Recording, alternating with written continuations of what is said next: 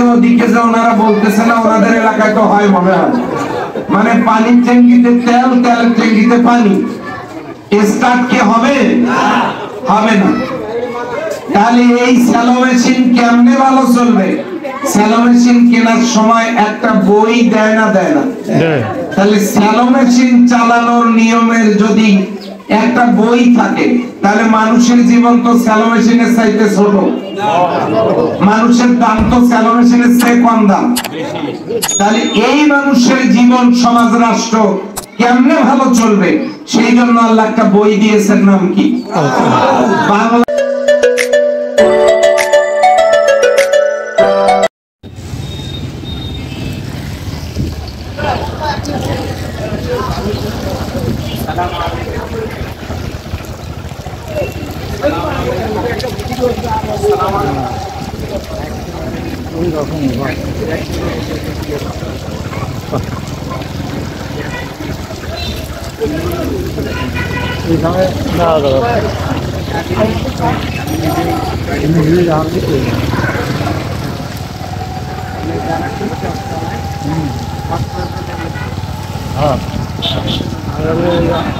জমাতে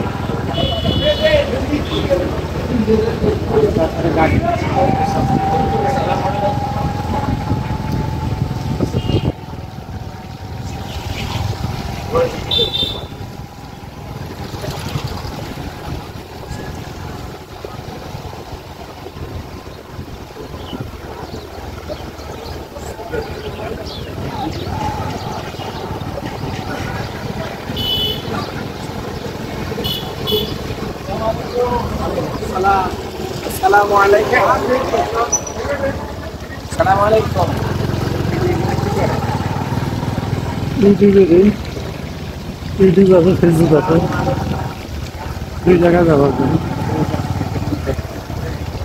আমার তো তিনটে চ্যানেল, তো একটা কোথায় যাবেন? আছে টুকটাক মাঝে 20-30 করে আসে। এই ডলার মানে ধরেন 2000, 3000, 2500 এই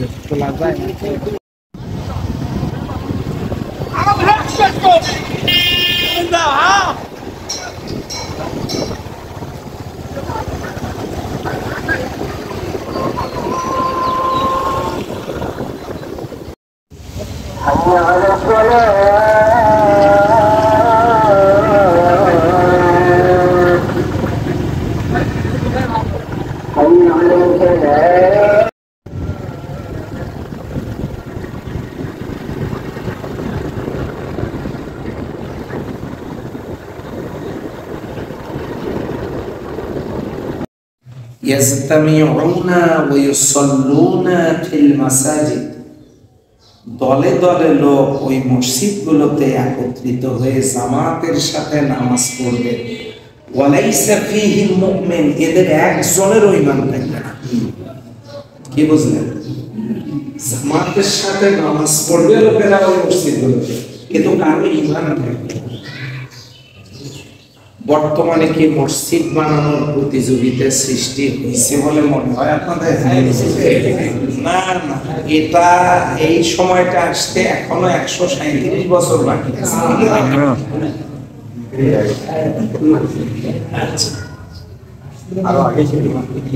তাহলে কয়টা গেল? এক, ইসলাম থাকবে নামে বাস্তবে। দুই, কোরআন থাকবে অক্ষরে বাস্তবে না। তিন, মসজিদ হবে সুন্দর, হেদায়েতের মার্কাজ থাকবে না। চার,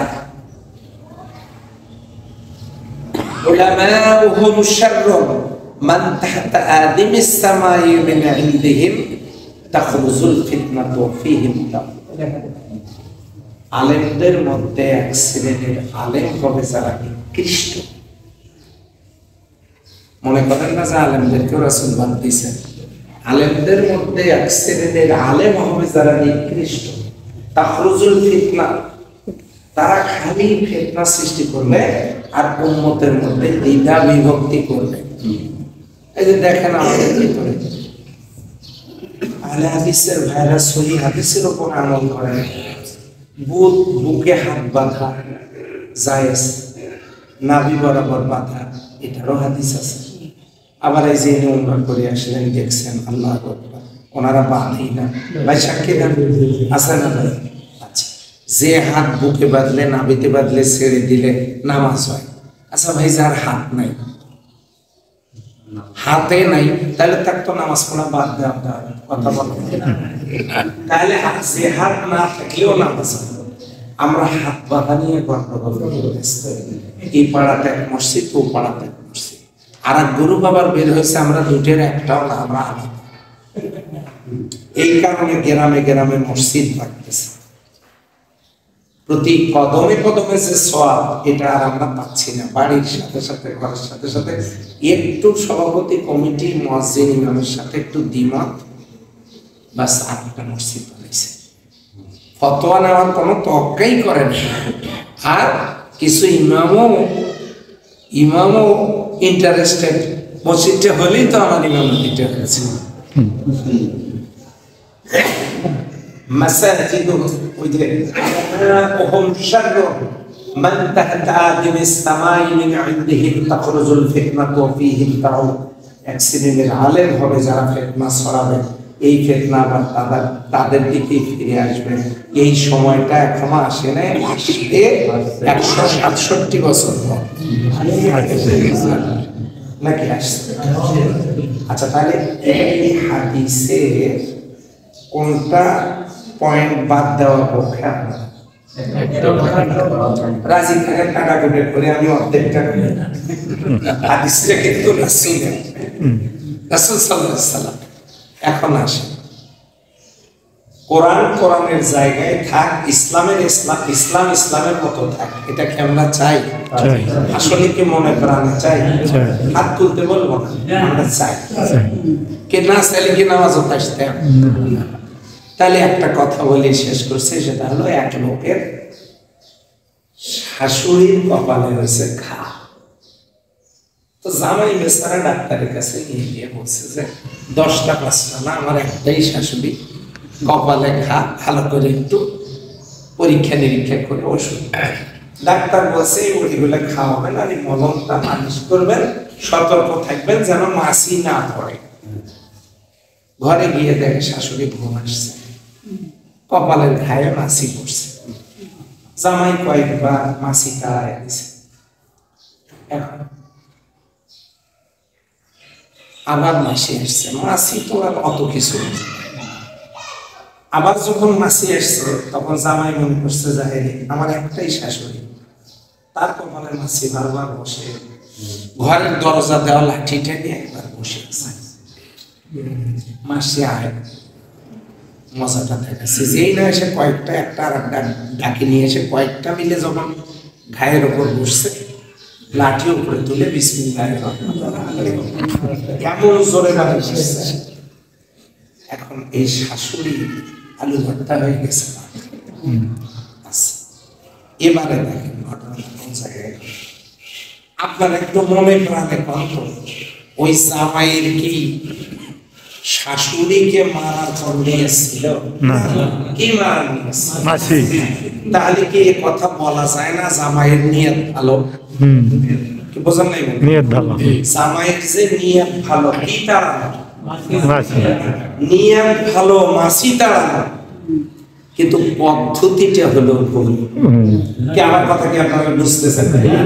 বোঝেন? ওই যে একজন মুভি থেকে মুখ করেছে, ওই ছেলে নিয়াতেই করছে, আমাকে দেখবেই না, দেখবেই। তাহলে আপনারা বলেন তো জামাইয়ের নিয়ত ভালো না খারাপ? ভালো। কিন্তু মাছি মারার পদ্ধতিটা কি ভালো না খারাপ? এটা এই জন্যই বললাম, যেভাবে মাছি মারা দরকার ওইভাবেই মারা দরকার, ভুল ভাবে পদ্ধতি খারাপ দিয়ে নয়। ঠিক তেমনি ইসলামের জায়গায় যাবে যে কাজ করলে, কোরআনের জায়গায় যাবে যে কাজ করলে, ওই কাজ না করিয়া ভুল পন্থায় যদি কাজ করা হয়, বোঝাতে পারিনি? বোঝেন নাই? নিয়ত করছেন রংপুরে যাওয়া, বগুড়ার গাড়ি বসে আছে, আল্লাহ সহি সালামতে আধা ঘন্টা পরে রংপুর পৌঁছায়। গাড়ি কি যাবে না তাহলে আসল গাড়ি চালানো মাথা লাগবে।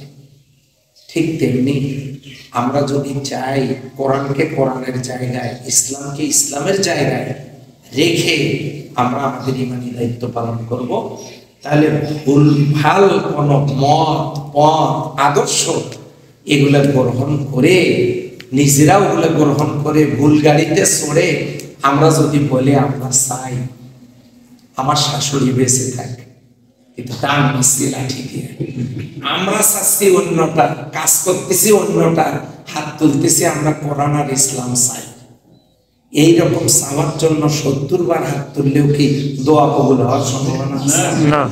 কথা যদি বুঝে থাকেন আলহামদুলিল্লাহ, যদি বুঝে না থাকেন আমার কথায় কষ্ট পেয়ে থাকলে মাফ করবেন। হাদিসটা কিন্তু আসলে কার্যকরী অলরেডি হয়ে গেছে। আসুন আমরা সবাই মিলে আল্লাহর বিধান মনে প্রাণে মানি। আমার বউ আর একজনের সাথে এত গল্প করুক এটা যেন চাই না, আল্লাহ চায় না বান্দা আমার শয়তানের কোনো মত পথ গ্রহণ করুক। ঠিক আসুন আমরা সকলে মিলে, আমি মনে হয় সময় একটু বেশি নিলাম, মাফ করে দেন। আসসালামু আলাইকুম। আসসালামু আলাইকুম। একটু দোয়ায় শামিল হ্যাঁ ইনশাআল্লাহ। থেকে নানা হচ্ছে কথা হলো হ্যাঁ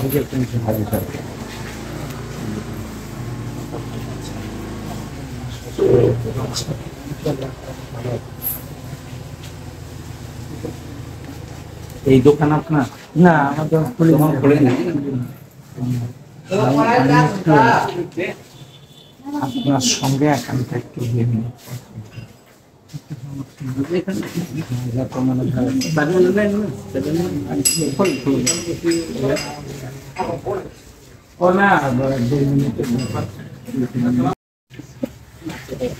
তো আমি আসলাম, আমার জন্য একটু দোয়া করবেন। আছে রান্না করে আমার প্রতিনিয়ত যে মুরব্বী দোয়া করবেন। আপনি তো অনেক টাকা গণাগণির কাজে আছেন, একটু দোয়া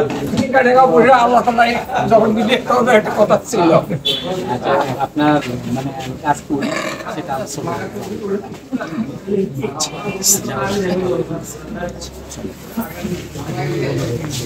জামায়াত ইসলামী 2 নং ভেন্দাবাড়ি ইউনিয়ন শাখা কর্তৃক 5 নং ওয়ার্ডে আজকের এই গণসংযোগ পক্ষ দাওয়াতি ও সহযোগী সদস্য ফোরাম উপলক্ষে আমাদের মাঝে উপস্থিত আছেন বাংলাদেশ জামায়াত ইসলামী রংপুর জেলা শাখা মজলিসুল শুরা পরিষদের অন্যতম সদস্য জনাব মাওলানা আলহাজ নুরুল আমিন ভাই। উপস্থিত আছেন বাংলাদেশ জামায়াত ইসলামী 2 নং ভেন্দাবাড়ি ইউনিয়ন শাখার সুযোগ্য সম্মানিত সভাপতি জনাব মোহাম্মদ ফরাজ আহমেদ মমিন ভাই। উপস্থিত আছেন বাংলাদেশ জামায়াত ইসলামী 2 নং ভেন্দাবাড়ি ইউনিয়ন শাখার প্রচার ও মিডিয়া সম্পাদক জনাব নায়েব আলী ভাই সহ 5 নং ওয়ার্ডের সম্মানিত সভাপতি সেক্রেটারি এবং অত্র ওয়ার্ডের আপামর তৌহিদ জনতা সকলের প্রতি রইল আমার আন্তরিক সালাম। আসসালামু আলাইকুম ওয়া রাহমাতুল্লাহি ওয়া বারাকাতুহু। লাখো কোটি শুকরিয়া আদায় করছি সেই মহান মনিবের দরবারে যে মনিব আজকে আমাদেরকে এই খোলা ময়দানে আল্লাহর দিন, আল্লাহ দুনিয়ায় বুঝতে পারার উদ্দেশ্যে উন্মুক্ত ময়দানে কথা বলার সুযোগ করে দিয়েছেন। সেই মনিবের দরবারে শুকরিয়া আদায় করে বলি আলহামদুলিল্লাহ। আলহামদুলিল্লাহ। দরুদ সালাম পেশ করছে মহান মানবতার মহান শিক্ষক সর্বকালের সর্বশ্রেষ্ঠ মহামানব হযরত মুহাম্মদ সাল্লাল্লাহু আলাইহি সাল্লামের প্রতি। সম্মানিত উপস্থিতি, আজকে আমাদের সামনে সম্মানিত প্রধান মেহমান পীরগঞ্জ উপজেলার এই আসন্ন সংসদ সদস্য পদপ্রার্থী জনাব মাওলানা নুরুল আমিন ভাই এসে পৌঁছেছেন। আসলে প্রধান মেহমান বসে রেখে আমরা কথা কেমনি আর বলি, প্রধান মেহমানের সঙ্গে বসে কথা বলতে গিয়ে আমাকে নিজেকে একটু লজ্জাবোধ হচ্ছে। তারপরে যেহেতু মেহমান কথা বলার সুযোগ করে দিয়েছেন, এই জন্য মেহমানের সুস্বাস্থ্য কামনা করছে। আমি পবিত্র কোরআনের থেকে একটি আয়াতে কিছু অংশ তেলাওয়াত করছি। সেখানে বলা আছে ইয়া আইয়ুহাল্লাযিনা আমানু ঈমানদারগণ উদখুলু ফিস-সিলমি কাফা, তোমরা পরিপূর্ণভাবে ইসলামের মধ্যে প্রবেশ করো। সম্মানিত উপস্থিতি, আমরা নামাজ পড়ছি, রোজা করছি, হজ করছি, জাকাত আদায় পালন করছি, আমরা সপ্তাহ টোটাল আদায় করছি, আমরা ফিসাবিল্লাহ পক্ষে দান করছি, সমস্ত ঠিক আছে, সকলে আমলে সাদাকা, কিন্তু এই আল্লাহর জন্য জিহাদ ফিসাবিল্লাহ। আলহামদুলিল্লাহ, বাংলাদেশ জামাতে ইসলাম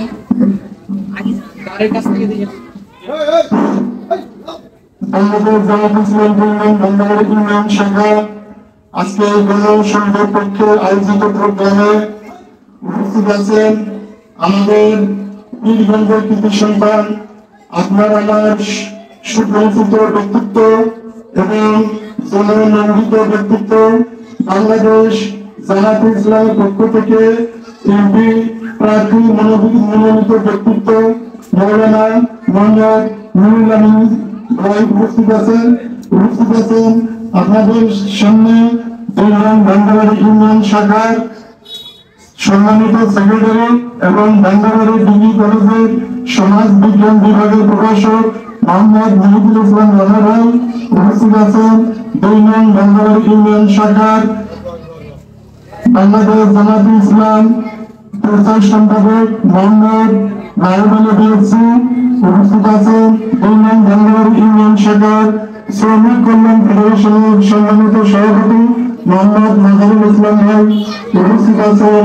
2 নং ভান্ডাবাড়ি ইউনিয়ন শাখার যুব বিভাগের সম্মানিত সভাপতি মাওলানা মোহাম্মদ নুরুল ভাই উপস্থিত আছেন। আমার সামনে বিভিন্ন ওয়ার্ডের দায়িত্বশীল বৃন্দ এবং প্রাণ প্রিয় কর্মী ভাইরা, আবারও সালাম, আসসালামু আলাইকুম রহমতুল্লাহি ওয়া বারাকাতুহু। আমার ভাইয়ের মাঝে আচরণ নামাজ জামাতের শহীদ আদায় করার প্রয়াস দিনের মজলিসে কোরআনের আইন বাস্তবায়নের প্রোগ্রামে উপস্থিত হওয়ার তৌফিক দান করলেন, এজন্য শুকরিয়া জ্ঞাপন করি বলে আলহামদুলিল্লাহ। পরিশুরু পেশ করে সেই মহান মানব, সর্বকালের সর্বশ্রেষ্ঠ নবী, প্রিয় নবী, আমাদের শেষ নবী, বিশ্ব নেতা হযরত মুহাম্মদ সাল্লাল্লাহু আলাইহি ওয়াসাল্লামের প্রতি মাগফিরাত কামনা করেন সেই সমস্ত ভাইদের যারা এই বাংলাদেশে কোরআনের আইন বাস্তবায়ন করতে গিয়ে নিজের জীবন বিলিয়ে দিয়েছেন। মহান আল্লাহ তাআলা তাদের জন্য শহীদ মর্যাদা দান করুন, আমিন। আলহামদুলিল্লাহ, আমরা এই বাংলাদেশ একটি ছোট্ট একটি ভূখণ্ড, এই বাংলাদেশে আমরা 90% মুসলমান বাস করি, বলি ঠিক কিনা? এই 90% মুসলমানের দেশে আসলে আমরা কি পূর্ণাঙ্গ ইসলামবাদী জীবনযাপন করতে পারতেছি? আমরা পারতেছি না। আসলে 90% মুসলমানের দেশে কোরআন হাদিসের আইন চালু হোক, আল্লাহর বিধান দিয়ে দেশ পরিচালিত হোক, এটা আপনারা চান না চান? অবশ্যই আপনারা চান। তো বাংলাদেশ জামাতে ইসলাম চাচ্ছে আপনাদের আমাদের সকলের সহযোগিতা, আল্লাহ যদি কখনো বিজয় দান করেন, এই বাংলাদেশ কোরআন হাদিস দিয়ে পরিচালিত করবেন, কোরআন হাদিসের আইন দ্বারা পরিচালিত হোক, এটা তো অবশ্যই চান। যদি চান তাহলে বাংলাদেশ জামাতে ইসলামের হাতকে শক্তিশালী করতে হবে। আপনারা এখানে অনেক মুরব্বী আছেন, অনেক বয়স্ক লোক আছেন, আপনারা 53 বছর দেখেছেন। 53 বছর এই বাংলাদেশে যারা ক্ষমতায় এসেছিল তারা সবাই মুসলমান ছিল না বিরোধী ছিল? সবাই মুসলমান ছিল।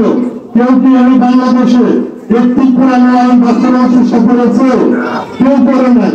তো আপনাদের কাছে অনুরোধ, আমরা যেহেতু 53 বছর আমরা দেখেছি কেউ কোরআন হাদিসের আইন চালু করার চেষ্টাও করে নাই, তাই আসুন আমরা একবার এই বাংলাদেশ জামাত ইসলামকে ভুল করে হলে একবার দেখি যে তারা 5 বছর কি করে। যদি তারা এই 5 বছরে আপনাদের মনের মতো ইসলাম মতো যদি কাজ না করে, তাহলে দ্বিতীয়বারে পরিবর্তন করার উপায় আছে না নাই? অবশ্যই উপায় আছে। তাই আপনাদের কাছে অনুরোধ, 5 বছরের জন্য, একবারের জন্য হলেও বাংলাদেশ জামাত ইসলামকে দেখেন আসলে তারা কোরআন আইন বাস্তবায়ন করে কিনা, এই দেশ থেকে অন্যায়, দুর্নীতি, জনগণ, সুদখোর এগুলোকে উৎখাত করতে পারে কিনা। এই জন্য মুসলমান হিসেবে পুরানো আইন বাস্তবায়নের চেষ্টা করানো খরচ। এই উপলক্ষে উদাত্ত আহ্বান জানাই, আসুন বাংলাদেশ জামাত ইসলামকে একবার হলেও সংসদে পাঠানোর প্রতি তারা কি করে, এই আহ্বান রেখে আমার আলোচনা এখানে শেষ করছি। আসসালামু আলাইকুম রহমতুল্লাহি ওয়া বারাকাতুহু।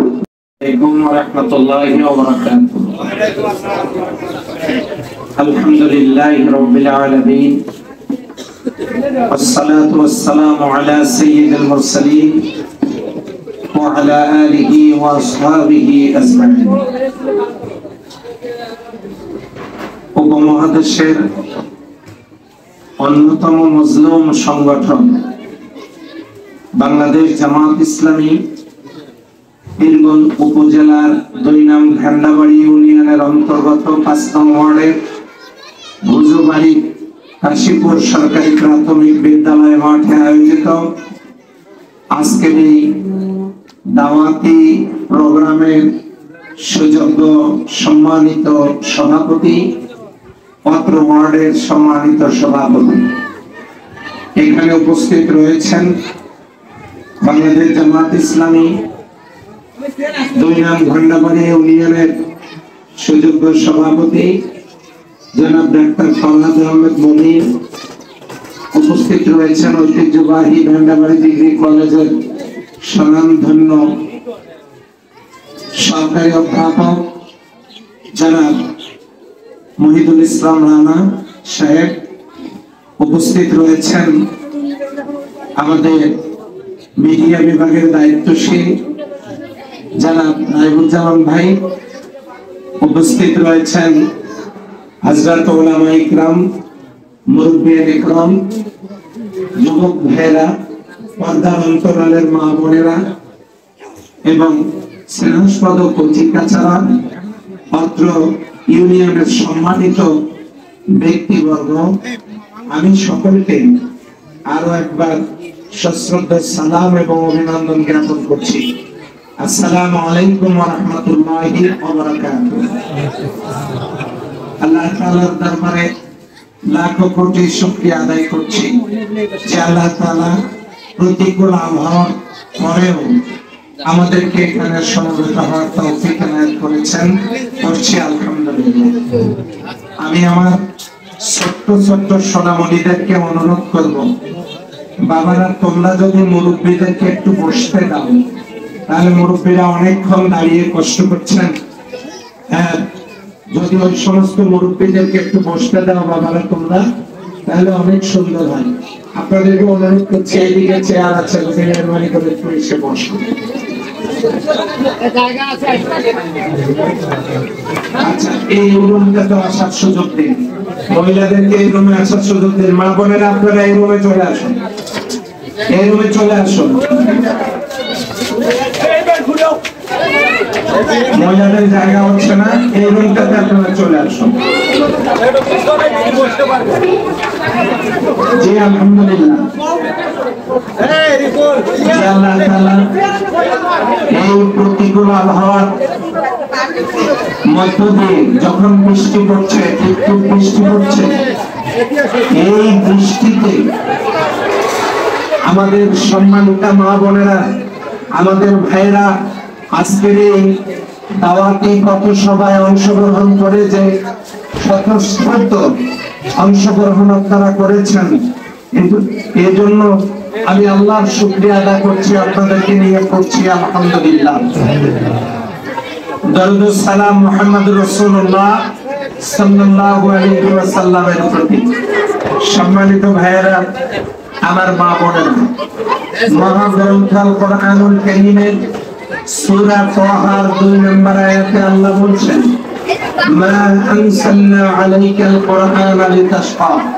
হে নবী, আমি আপনার কাছে কোরআন এই জন্য নাযিল করি নাই যে আপনি দুর্ভোগ পোহাবেন, আপনি কষ্ট পাবেন, আপনি অশান্তি ভোগ করবেন, এই জন্য আমি কোরআন নাযিল করি নাই। এই আয়াত যদি হয়, হে নবী আপনার কাছে কোরআন আমি কষ্ট দেওয়ার জন্য নাযিল করি নাই, তাহলে এই কথা আর বলার অপেক্ষা রাখে না যে আল্লাহ কোরআন সুখের জন্য নাজিল করেছেন। কথা বলেন ঠিক কিনা? তার মানে কষ্ট দেওয়ার জন্য যদি কোরআন নাজিল হয়ে না থাকে, এবার আপনারা বলুন কোরআন আল্লাহ নাজিল করেছেন কি দেওয়ার জন্য? সুখ দেওয়ার জন্য, শান্তি দেওয়ার জন্য। এই জন্য আপনারা এখন বলুন তো, সেই কোরআন আমাদের বাড়িতে আছে না নাই? মসজিদে আছে না নাই? মাদ্রাসায় আছে না নাই? এবার বলুন আমাদের সমাজে সুখ আর শান্তি কি আছে? আছে মনে হয়, আপনাদের আওয়াজ শুনেই বোঝা যাচ্ছে আছে মনে হয়। আচ্ছা এবার একটু পরিষ্কার করে বলি, আপনারা বলুন বাংলাদেশটা স্বাধীন হয়েছে 53 বছর।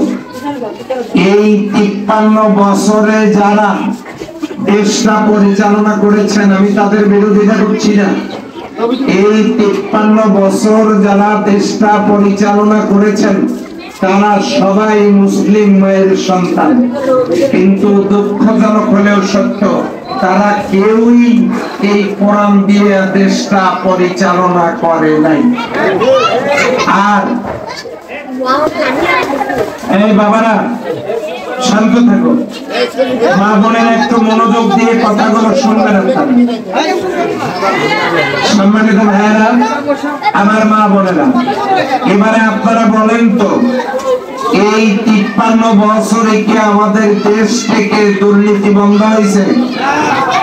খুন খারাপি বন্ধ হয়েছে? চাঁদাবাজি বন্ধ হয়েছে? দখলদারিত্ব বন্ধ হয়েছে? টেন্ডারবাজি বন্ধ হয়েছে? নারী নির্যাতন বন্ধ হয়েছে? হয় নাই। শুধু খুন খারাপিটা মনে হয় বন্ধ হয়েছে। কথা বলতেছেন না কেন? আচ্ছা এগুলোর একটাও কি বন্ধ হয়েছে? তাহলে বাংলাদেশ স্বাধীন হওয়ার পরে 53 বছর চলে গেল, আমাদের দেশ থেকে খুন, রাহাজানি, হাইজ্যাক, চুরি ডাকাতি, দখলদারিত্ব, চাঁদাবাজি এগুলো বন্ধ হয় নাই, নারী নির্যাতন বন্ধ হয় নাই, দুর্নীতি বন্ধ হয় নাই, কেউ করতেও পারে নাই। কথা বলেন ঠিক কি? তাহলে এই যে কেউ করতে পারলো না, ওই দলগুলোর যে কোনো একটা আবার আসলে তো মনে হয় তারা পারবে। পারবে কি বলেন? আচ্ছা, কেউ ছিলেন ক্ষমতায় 15 বছর, কেউ ছিলেন 10 বছর, কেউ ছিলেন 23 বছর। তাহলে 23 বছর, 15 বছর, 10 বছর তারা ক্ষমতায় থেকেছেন, কিন্তু এগুলো একটাও বন্ধ হয় না। জামাত ইসলামী এই দেশের একটি দল। এই জামাত ইসলামী বলেছে যে দেশ এবং মানুষের জীবন সমাজ কেমনে ভালো চলবে, সমস্ত কথাগুলো আল্লাহ প্রেসক্রিপশন আকারে কোরআনে দিয়ে দিয়েছেন। সেই কোরআনের আলোকে যদি সমাজটা চলে, ভালো চলবে। আমি আপনাদেরকে জিজ্ঞাসা করি, স্যালো মেশিন দেখেছেন আপনারা? হ্যাঁ, ট্যাঙ্কি কয়টা? দুইটা। কয়টা? দুইটা। স্যালো মেশিনের ট্যাঙ্কি কয়টা? দুইটা। একজন বললো একটা, আমার তো মনে হয় ওনাকে আমি স্যালো ধরে নিয়েছি। ট্যাঙ্কি দুইটা, একটা হলো পানি আর একটা তেলের। তেলের ট্যাঙ্কিতে পানি দিয়া আর পানির ট্যাঙ্কিতে তেল দিয়া আমরা যদি নামাজ কালাম পড়ে হাজী সাহেবদেরকে ডেকে হাজে খতম, কোরআন খতম, তারপরে ইউনুস খতম, তারপরে আমরা যদি অন্যান্য দোয়া কালাম গুলো পড়ে আমরা যদি স্টার্ট দেওয়া শুরু করি, স্টার্ট তো হওয়ার কথা। এই যে ওদিকে যে ওনারা বলতেছে না, ওনাদের এলাকায় তো হয় মনে হয়, মানে পানির ট্যাঙ্কিতে তেল, তেলের ট্যাঙ্কিতে পানি, স্টার্ট কি হবে? হবে না। তাহলে এই স্যালো মেশিন কেমনে ভালো চলবে? স্যালো মেশিন কেনার সময় একটা বই দেয় না? দেয় না? তাহলে স্যালো মেশিন চালানোর নিয়মের যদি একটা বই থাকে, তাহলে মানুষের জীবন তো স্যালো মেশিনের চাইতে ছোট, মানুষের দাম তো স্যালো মেশিনের চেয়ে কম দাম। তাহলে এই মানুষের জীবন, সমাজ, রাষ্ট্র কেমনে ভালো চলবে সেই জন্য আল্লাহ একটা বই দিয়েছেন, নাম কি? বাংলায় বই, ইংরেজিতে বুক, আর আরবিতে সেটা কিতাব। সেই কিতাবটার নাম কি? আল কোরআন। এটা আমাদের সবার বাড়িতে আছে। এখন আছে আকাশের সূর্যের আলো কি শুধু খালি মুসলমানদের জন্যই লাগে কাজে, না সবার জন্য? অক্সিজেন গুলো তো শুধু হিন্দুদের জন্য কাজে লাগে, আর এই আপনার বৃষ্টির পানিগুলো তো খ্রিস্টানেরাই সব পায়। তাহলে আল্লাহর দেওয়া নিয়ামত গুলো সবার কাজে লাগে। আপনি নামাজ পড়লেও আপনার জমিতে ফসল হয়, না পড়লেও হয়। আপনি দেখেন হিন্দুরও 2 হাত 2 পা 2 চোখ 2 কান, মুসলমানেরও তাই, খ্রিস্টানেরও তাই, উপজাতিরও তাই। সবাইকে আল্লাহ তার দয়া করুণা রহমত সব কিছু দিয়েছেন সমানভাবে। আল্লাহ তাআলা বৈষম্য করেন নাই। বৈষম্যহীন আল্লাহ একটা বৈষম্যহীন কিতাব দিয়েছেন সবার ভালোর জন্য না খারাপের জন্য? জামাত ইসলামের বক্তব্য হলো ওই আল্লাহর কোরআন দিয়ে যদি আল্লাহর আইন যদি এখানে চালু হয় তাহলে ন্যায় বিচার প্রতিষ্ঠিত হবে, দুর্নীতি বন্ধ হবে, নারী নির্যাতন থাকবে না, সুদ ঘুষ বন্ধ হবে, তারপরে টেন্ডারবাজি চাঁদাবাজি থাকবে না, এই দেশে ইনসাফ প্রতিষ্ঠিত হবে। জামাত ইসলামের এই বক্তব্য যখন জামাত দিয়েছে, বারবার সবাই চেষ্টা করেছে এই দল যাতে আগাইতে না পারে। এখন আমাদের এখানে কেউ কেউ বলবেন যে যদি ভালোই হতো তাহলে কেউ দেখতে পারে না কেন? তার জবাবটা আপনারা নেন। সেটা হলো বাড়ি মানে চোর কি চায় বাড়িওয়ালা জেগে খায়? এদিকে চায়। চোর কি চায় বাড়িওয়ালা জেগে খায়? কি হলো? চোর কি চায় বাড়িওয়ালা জেগে থাক? বিড়াল কি চায় মাছগুলো ঢাকা থাক? তরকারিগুলো ঢাকা থাকে, এটা বিড়াল চায়? তাহলে চোর যেমন চায় না বাড়িওয়ালা জেগে থাক, বিড়াল যেমন চায় না মাছগুলো ঢাকা থাক, দুর্নীতিবাজেরাও চায় না জামাত ইসলামী ক্ষমতায় যাক। এখন প্রশ্ন আসতে পারে জামাত কি পারবে? জামাত কি পারে? পারবে? আচ্ছা বলেন তো, এটা স্কুল না? এই স্কুলে কি ছাত্র ছাত্রী নাই? আছে। আচ্ছা, ক্লাস 5 এ ক্লাস 4 এ নিশ্চয়ই কিছু ছাত্র ছাত্রী আছে, আছে না নাই? সবাই তো মনে হয় ফার্স্ট হয়। সবাই ছাত্র কিনা?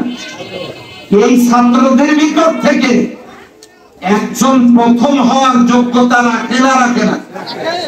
তাহলে আপনারা জ্ঞানী মানুষ, আপনারা একটু চিন্তা করেন, ক্লাসের সবাই ছাত্র ছাত্রী, ফার্স্ট হয় যেমন একজন, হতে যেমন পারে একজন, যোগ্যতা যেমন আছে একজনের, আমাদের দেশেও অনেকগুলো দল আছে, পারার যোগ্যতা আছে জামাত ইসলামী। আমি মনে হয় বোঝাতে পারি না। জামাত ইসলামী এবার কি কি পাইছে শুধু সেইটা দেখে। জামাত ইসলামের একজন নেতাও বেনামাজি নাই। অন্য কোন দলের দেখাতে পারবেন যে তাদের সব নেতারা নামাজি? না। জামাত ইসলামের একজন নেতাও বিড়ি সিগারেট খায় না, মদ খেয়ে গাছে ধাক্কা দিয়ে বলে না ভাইজান সাইড দেন। জামাত ইসলামী নেশা থেকে মুক্ত। অন্য দল কি বলতে পারবে যে আমার নেতারা নেশা থেকে মুক্ত? জামাত ইসলামের নেতারা দুর্নীতি থেকে মুক্ত, চাঁদাবাজি থেকে মুক্ত, দখলদারিত্ব থেকে মুক্ত।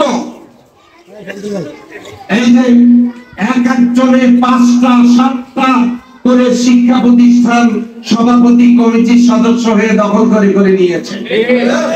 আপনাদের এদিকে মনে হয় করে হায় হায় ঘূর্ণিঝড়ের মতো এসে প্রতিষ্ঠান দখল হয়ে গেল। জামাত ইসলামীর ব্যাপারে একটা প্রমাণ দিন।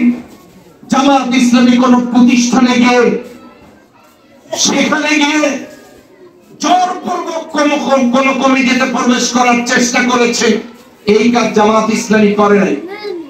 কাজেই জামাত ইসলামী দুর্নীতি দখলদারিত্ব থেকে জামাত নেতারা মুক্ত। অন্য দলের নেতারা কি বলতে পারবে আমরা মুক্ত?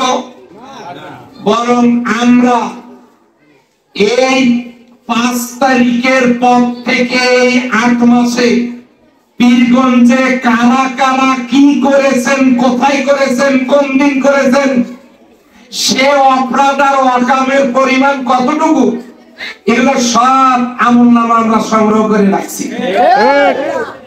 আমরা আমাদেরকে যদি কেউ বাধ্য করে আমরা এগুলো সব জাতির সামনে বলে দেব। কথা হচ্ছে এখন আপনারা বলুন, সকল ছাত্র ছাত্রীর মধ্যে যদি একজন পারে ফার্স্ট হতে, তাহলে সবগুলো দলের ভিতরে কি একটা দল পারবে না ভালো করতে? তাহলে আপনারা যদি মনে করেন যে আল্লাহ কোরআন নাজিল করেছেন সুখ শান্তির জন্য, ওই কোরআন বাড়িতে রেখে, ওই কোরআন মসজিদে রেখে, ওই কোরআন মাদ্রাসায় রেখে আপনারা যদি মনে করেন শান্তি খুঁজবেন, কিয়ামত পর্যন্ত শান্তি আসার সম্ভাবনা নাই। সম্মানিত ভাইরা, পরিশেষে আমি আপনাদেরকে যে কথাটা বলতে চাই, জামাত ইসলামী মুসলিম একটা সংগঠন নাই। এই কথাগুলো বলার কারণে জামাত ইসলামীর নিবন্ধন বাতিল করে দেওয়া হয়েছে, শীর্ষ নেতাদেরকে ফাঁসি দেওয়া হয়েছে, লক্ষ লক্ষ মামলা দেওয়া হয়েছে। শুধু কি তাই? জামাত ইসলামের যে প্রতীক, এই প্রতীকটা পর্যন্ত নিষিদ্ধ করা হয়েছে, জামাতের শীর্ষ নেতাদেরকে ফাঁসি দিয়ে হত্যা করা হয়েছে। তারপরেও আল্লাহর অশেষ মেহেরবানিতে জামাত ইসলামী আপনাদের হৃদয়ে জায়গা করে নিতে সক্ষম হয়েছে, আলহামদুলিল্লাহ। ডাক্তার, মাস্টার, প্রফেসর, ইঞ্জিনিয়ার, ব্যবসায়ী, উকিল, ব্যারিস্টার, আইনজীবী, এরপরে আপনার কৃষক, ব্যবসায়ী, সাধারণ মানুষ, রিক্সা চালক, ভ্যান চালক, শ্রমিক, ওলামা, সবাইকে নিয়ে বাংলাদেশ জামাত ইসলামী। এই জামাত ইসলামী এত নির্যাতনের পরেও 64টা জেলায় এদেশের বেকার যুবকেরা যাতে কর্মসংস্থান খুঁজে পায়, তার পরিবারের রুজির ব্যবস্থা হয়, 64টা জেলায় 64টা হাসপাতাল করেছে ইসলামী ব্যাংক কমিউনিটি হাসপাতাল। কিন্তু অন্যরাও তো দেশ চালাইছে, তারা নিজেরা কয়টা হাসপাতাল করছে? বাংলাদেশ জামাত ইসলামী আন্তর্জাতিক মানের একটা ব্যাংক করেছে, বিশ্বমানের ব্যাংক, সেটা হলো ইসলামী ব্যাংক। ইসলামী ব্যাংক এখন বড় বড় হাট বাজার পর্যন্ত এজেন্ট শাখায়, উপজেলা লেভেলে শাখায় সেবা খেদমত দেওয়ার চেষ্টা করছে। বাংলাদেশ জামাত ইসলামী আন্তর্জাতিক মানের একটা ঔষধ কোম্পানি করেছে, ইবনে সিনা। অন্যান্য ঔষধের চাইতে যেটার গুণাগুণও বেশি, দামও কম, এই ইবনে সিনা মানুষের সেবার জন্য জামাত ইসলামী করে দিয়েছে। দল তো অনেকেই করেন, স্বপ্ন তো অনেকেই দেখান, উন্নয়নের প্রতিশ্রুতি তো অনেকেই দেন, কিন্তু জামাত ইসলামের মতো করে আপনারা কম দামে ঔষধ কোম্পানি খুলে পাবলিকের সেবা কারা দিচ্ছেন? জামাত ইসলামী মেডিকেল কলেজ করেছে, জামাত ইসলামী বেসরকারি ইউনিভার্সিটি করেছে। যারা দল করেন আর বড় বড় বক্তব্য দেন, আপনার দলের কর্মীদেরকে কর্মসংস্থান দেওয়ার জন্য আপনারা কি করেছেন দয়া করে জাতিকে বলেন, কি করেছেন? আমরা মজলুম কোনদিন ক্ষমতায় যায়নি। জামাত ইসলামী পারবে কি পারবে না সেটাও একটু দেখেন। এই লাইনে যারা জামাত, এই যে 4 নম্বর ইউনিয়নের সভাপতি, একটা আলিম মাদ্রাসার প্রিন্সিপাল, মুখে দাড়ি আছে না নাই? আছে। এই লাইনে দেখে আছে আছে। তাহলে জামাতের নেতারা পেরেছে কি এটাও দেখেন, নেতারা দাড়ি রাখতে পেরেছে, আল্লাহকেও ভালোবাসে, নামাজ পড়ে, রাসূলকেও ভালোবাসে, সুন্নাত রেখেছে। কেউ কেউ তো সফান সফা একেবারে কি কিছু না, মনে হয় বয়সে হয়নি না বাবু, কথা কি ঠিক আছে? তাহলে জামাত ইসলামী পারে নাই কি? পারে নাই কি? সম্মানিত ভাইরা, আমাদের পাড়াগুলো আমরা বিস্তারিত ব্যাখ্যা আজকে এই প্রতিকূল আবহাওয়ায় দিতে পারছি না, কারণ আজকে যদি এখানে আবহাওয়া ভালো থাকতো তাহলে এইরকম ফিল্ডে জায়গা হতো না। আমাদের কোনো লোককে রিক্সা ভাড়া দিয়ে আনা লাগে না। আপনাদেরকে কি চকলেট খাওয়ানোর কথা বলা হয়েছে নাকি? আমাদের এগুলো করা লাগে না। কাজে আমি আপনাদেরকে বলবো, আপনারা একটু মন থেকে বলুন তো, জামাত ইসলামী কি দেশ চালানোর যোগ্যতা আছে? তাহলে জামাত ইসলামী এই বক্তব্য দিয়ে দেশ চালাবে না, কাজে কর্মে প্রমাণ দিতে চায়। বাংলাদেশ জামাত ইসলামী আগামী পার্লামেন্ট নির্বাচনে আমার মতো একজন অতি সাধারণ মানুষকে, আমি কে, আমার নাম নুরুল আমিন, বাসা কোথায়? পীরগঞ্জ হাসপাতালের কাছে, হাসপাতালের প্রাচীরের সাথেই আমার বাসা। চাকরি করি পীরগঞ্জের সহকারী অধ্যাপক, পীরগঞ্জ উপজেলার সম্মানিত হাজীদের একটা সংগঠন হাজী কল্যাণ সংস্থার আমি সভাপতি। আল্লাহ আমাকে 3 বার কাবার মেহমান বানিয়েছেন। আমি পীরগঞ্জের সবচেয়ে বড় মসজিদ আলতাফনগর, যেখানে হাজার হাজার মুসল্লি সালাত আদায় করে, পুরুষ এবং মহিলা, ওই মসজিদের আমি খতিব। আমি একজন শিক্ষক। আমার বাপের বাড়ি পীরগঞ্জেই দূরেমিটিপুরে, শ্বশুর বাড়ি পীরগঞ্জেই দূরেমিটিপুরে।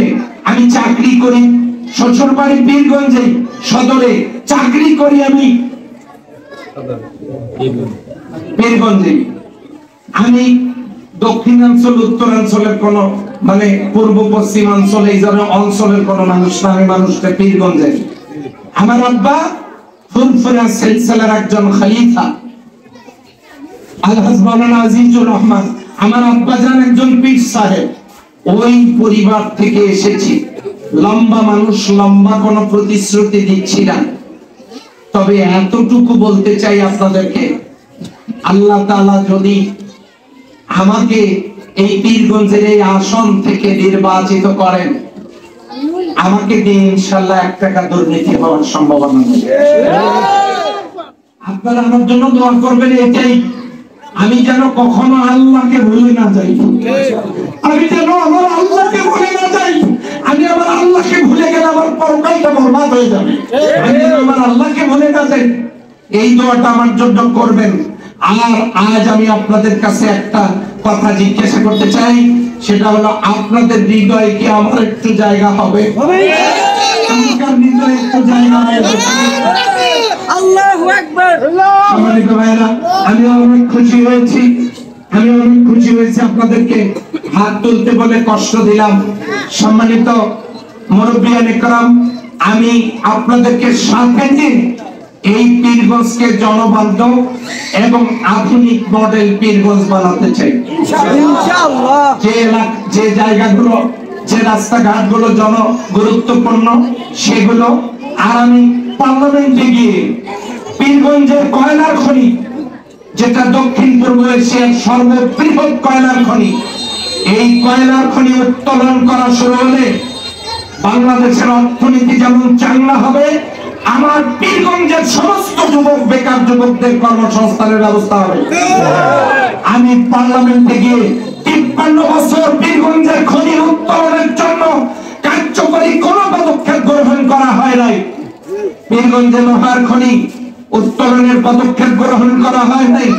আল্লাহ যদি আমাকে সম্মানিত করেন, পীরগঞ্জের মাটি থেকে নির্বাচিত করেন, আপনাদের দোয়া এবং দয়ায়, আল্লাহ তার রহমত দিয়া, তাহলে আমি পার্লামেন্টে গিয়ে খনি উত্তোলনের কাজে হাত দিয়ে সরকারকে আমি অনুরোধ জানাবো এবং পার্লামেন্টে গিয়ে এই পীরগঞ্জের বেকার যুবকদের জন্য কথা চিন্তা করে আমি পীরগঞ্জকে শহীদ আবু সাইদের কারণে যেমন পীরগঞ্জ গোটা পৃথিবীতে পরিচিত, আমার নিয়ত আছে রাষ্ট্রের জন্য বরাদ্দ সবটুকু আর আমার চেষ্টা দ্বারা আমি আমার পীরগঞ্জকে, আমার এই ভালোবাসার পীরগঞ্জকে, আমার পীরগঞ্জ এলাকার প্রিয় মানুষগুলোকে, আমার ভাই বোনদের জন্য আমি কিছু করতে চাই।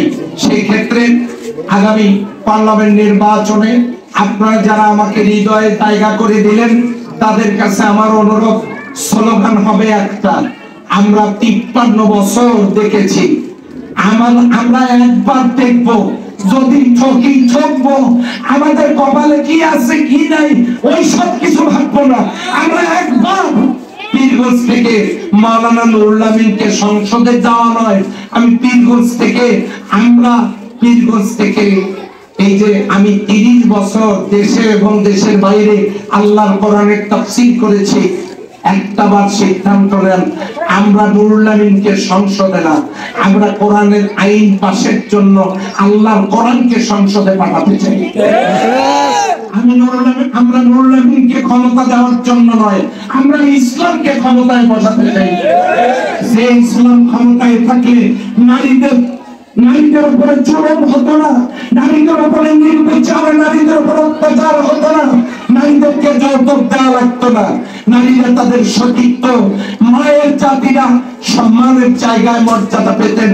কেউ এটা দিতে পারেনি, ইসলাম এটা দিয়েছে। সেই জন্য আমি আপনাদের খেদমতে আরজ করতে চাই, একটি বারের জন্য আপনারা সিদ্ধান্ত গ্রহণ করুন, প্রতিটি বাড়িতে, মাঠে ঘাটে, হাটে বাজারে, গ্রামে গঞ্জে, সব জায়গায় কথা একটাই, আমরা সবাইকে দেখেছি কয় বছর, আমরা 5 বছরের জন্য জামাত ইসলামীকে দেখতে চাই। আর জামাত ইসলামী এই কাফেলায় আপনাদেরকে উদাত্ত আহ্বান জানিয়ে সবাইকে আগামী দিনের জন্য সঙ্গী হিসাবে আপনাদের হৃদয়ে একটু জায়গা পেয়ে নিজেকে ধন্য মনে করছি। সবাইকে সঙ্গী হিসাবে পেতে চাই আগামী পথ চলার জন্য। এই আহ্বানটুকু জানিয়ে আমি আমার কথা শেষ করছি। আমার জন্য আপনারা দোয়া করবেন।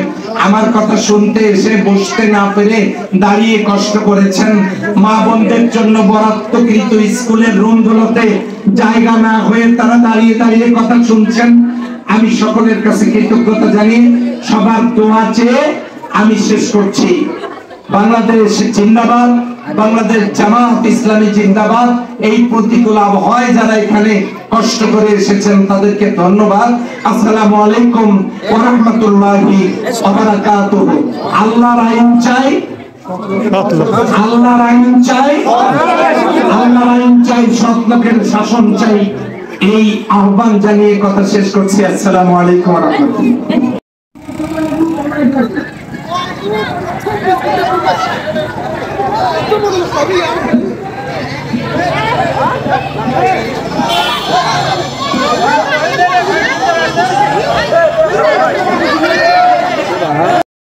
না করে পারছি না পীরগঞ্জের কৃতি সন্তান আবু সাইদের কথা, যে আবু সাইদ 5ই আগস্ট রংপুর রোকেয়া বিশ্ববিদ্যালয়ে নিজের বুকটা এরকম খাড়া করে বন্দুকের নলে গুলিবিদ্ধ হয়ে শাহাদাতের তামান্না নিয়ে পৃথিবী থেকে বিদায় নিয়েছেন। আমরা দোয়া করে সে আবু সাইদ সহ মুগ্ধ এবং বাংলাদেশ জামাত ইসলামের বিভিন্ন পর্যায়ের নেতাবৃন্দ যারা ফাঁসির কষ্টে ঝুলিয়ে শাহাদাত বরণ করেছেন, আল্লাহ রাব্বুল আলামিন এই সকল ভাইদেরকে শহীদ মর্যাদা দান করো এবং জান্নাতুল মাকাম দান করো। এবং দোয়া করছে আমাদের আপন আপন পিতা মাতা যারা এই দুনিয়া থেকে অন্ধকার কবরে শায়িত আছেন। আমি মহিদুল ইসলাম রানা একজন এতিম সন্তান, আমার জনম দক্ষিণী বাবা, জনম দক্ষিণী মা এই পৃথিবীতে নাই। বাবা বলবো কাকে, মা বলবো কাকে? এই বাবা মা ডাক দেওয়ার মতন এই জনম দক্ষিণী বাবা মা দুনিয়াতে নাই। দোয়া করছে আল্লাহ রাব্বুল আলামিন সেই বাবা মাকে জান্নাতুল মাকাম দান করো। সম্মানিত হাজিরিন, আসলে কথা বেশি নয়, কথা বলার জন্য আমি উঠে নেই, যেহেতু কথা বলার ফলক দেওয়া হয়েছে এই জন্য বলতে চাই। আমি পবিত্র কোরআনে একটা আয়াত তেলাওয়াত করতে চাচ্ছি। ويأمرون بالمعروف وينهون عن المنكر وأولئك هم المفلحون। স্মরণানুবাদ হচ্ছে, তোমাদের মধ্যে এমন কিছু লোক অবশ্যই থাকতে হবে যারা নেকি ও সৎ কর্মশীলতার দিকে আহ্বান জানাবে, ভালো কাজের আদেশ দিবে, খারাপ কাজ থেকে বিরত রাখবে। যারা এই দায়িত্ব পালন করে তারাই সফল কাম। সম্মানিত ঐতিহ্যবাহী সংগঠন, মুসলিম সংগঠন, প্রিয় সংগঠন বাংলাদেশ জামাতে ইসলাম, সেই জামাতে ইসলামের গণসংযোগ পক্ষে আজকের এই শরীফপুর প্রোগ্রামে উপস্থিত আছেন আপনার আমার সুপরিচিত ব্যক্তি এবং পীরগঞ্জের গর্ব, পীরগঞ্জের কৃতি সন্তান, পীরগঞ্জের ফাজিল মাদ্রাসার সম্মানিত প্রভাষক এবং সহকারী অধ্যাপক এবং বাংলাদেশ জামাত ইসলামের পক্ষ থেকে এমপি প্রার্থী আপনার আমার ব্যক্তিত্ব মাওলানা নুরুল ইসলাম সাহেব উপস্থিত আছেন। আপনাদের সামনে 2 নং ভান্ডাবাড়ি ইউনিয়নের সম্মানিত সেক্রেটারি এবং ভান্ডাবাড়ি ডিগ্রি কলেজের সমাজ বিজ্ঞান বিভাগের প্রভাষক মোহাম্মদ মহিদুল ইসলাম রানা ভাই উপস্থিত আছেন। 2 নং ভান্ডাবাড়ি ইউনিয়ন শাখার শ্রমিক কল্যাণ ফেডারেশনের সম্মানিত সভাপতি মোহাম্মদ মাজারুল ইসলাম ভাই উপস্থিত আছেন। 2 নং ভান্ডাবাড়ি ইউনিয়নের বাইতুল মাল সম্পাদক মোহাম্মদ রতন মিয়া উপস্থিত আছেন। 2 নং ভান্ডাবাড়ি ইউনিয়নের প্রচার সম্পাদক মোহাম্মদ নাইম আলী বিএসসি এবং উপস্থিত আছেন আমার সামনে প্রাণ প্রিয় দিনী ভাইরা। আমারও সালাম, আসসালামু আলাইকুম রহমতুল্লাহি ওয়া বারাকাতুহু। শুকরিয়া জ্ঞাপন করে সেই আল্লাহ তাআলার প্রতি যে আল্লাহ তাআলা আমাদেরকে বাদ মাগরিবের নামাজ, ফরজ নামাজ আদায় করার পর আল্লাহর জমিনে আল্লাহর কোরআনের আইন বাস্তবায়নের প্রোগ্রামে আসার এবং বসার তৌফিক দিলেন। এজন্য শুকরিয়া জ্ঞাপন করে বলি আলহামদুলিল্লাহ। আলহামদুলিল্লাহ। দরুদ শরীফ পেশ করে সেই মহান মানব, সর্বকালের সর্বশ্রেষ্ঠ নবী, প্রিয় নবী, শেষ নবী হযরত মুহাম্মদ সাল্লাল্লাহু আলাইহি ওয়াসাল্লামের প্রতি মাগফিরাত কামনা করে সেই সমস্ত ভাইদের যারা আল্লাহর জন্য আল্লাহর আইন বাস্তবায়নের প্রোগ্রামে চেষ্টা করতে গিয়ে নিজের জীবন বিলিয়ে দিয়েছেন, মহান আল্লাহ তাআলা তাদেরকে যেন শহীদ মর্যাদা দান করেন, আমিন। আপনারা সবাই ভালো আছেন তো? আপনারা আজকে দিনী প্রোগ্রামে বসতে পেরে বেজান্য খুশি? আলহামদুলিল্লাহ। আমরা এমন একটা দেশে বাস করে, এই দেশে 90% মুসলমানের বসবাস। কত পাচ্ছেন? 90% মুসলমানের বসবাস। এই 90% মুসলমানের দেশে কোরআন হাদিসের আইন চালু হোক, আমরা কি সবাই চাই? আলহামদুলিল্লাহ। বাংলাদেশ জামাত ইসলাম চাচ্ছে আপনাদের আমাদের সকলের সহযোগিতা কখনো যদি বিজয় দান করেন, এদেশে কোরআন হাদিসের আইন দ্বারা পরিচালিত করবেন, কোরআন হাদিসের আইন প্রতিষ্ঠা করবেন। আচ্ছা বলেন তো, আপনারা যে 53 বছর দেখেছেন, 53 বছর এদেশে কেউ কোরআন হাদিসের আইন প্রতিষ্ঠা করছে? না, কেউ করে নাই। সবাই কিন্তু মুসলমান ছিল, কিন্তু কেউ এই চেষ্টাটা করে নাই। সবাই এই 53 বছর জাতির সাথে প্রতারণা করা হয়েছে, সিটারি করা হয়েছে, বাটপাড়ি করা হয়েছে। শহীদ মিনারে ফুল দেয়, কি দেয়? শহীদ মিনারে ফুল দেওয়ার জন্য ঠেলাঠেলি। তার মানে কি? এখানে তারা প্রকাশ করে তারা শহীদদেরকে খুব ভালোবাসে। আচ্ছা, যখন এই নেতা শহীদ মিনারে ফুল দেওয়ার জন্য ঠেলাঠেলি শুরু করে, সেই নেতা এই দেশে অর্থ আত্মসাৎ করে বিদেশে বেগম পাড়ায় বাড়ি বানায়। আচ্ছা বলেন তো, এরা কি আসলে শহীদদেরকে ভালোবাসে না এটা চিটারি? না, এটা পুরো চিটারি। যদি শহীদদেরকে ভালোবাসতো তাহলে এ দেশের সম্পদ বিদেশে নিয়ে যেতে পারতো না। এটা একটা প্রতারণা। তাই আপনাদেরকে উদাত্ত আহ্বান জানাই, আসুন সবাই এ দেশকে কোরআন হাদিসের আইন প্রতিষ্ঠার জন্য চেষ্টা করে কোরআন হাদিস দিয়ে এ দেশটা পরিচালিত হোক। কোরআন হাদিসের আইন ছাড়া কেউ এ দেশে শান্তি দিতে পারবে না, পারেও নাই। তাই আসুন আমরা সবাই বাংলাদেশ জামাত ইসলামের হাতকে শক্তিশালী করে, বাংলাদেশ জামাত ইসলামের সংগঠনকে মজবুত করে এদেশে কোরআন হাদিসের আইন প্রতিষ্ঠা করি। এই আহ্বান রেখে আমার বক্তব্য এখানে শেষ করছি। আসসালামু আলাইকুম রহমতুল্লাহি ওয়া বারাকাতুহু। হযরত মাওলানা নুরুল আমিন ভাই, আলহাজ হযরত মাওলানা নুরুল আমিন ভাই।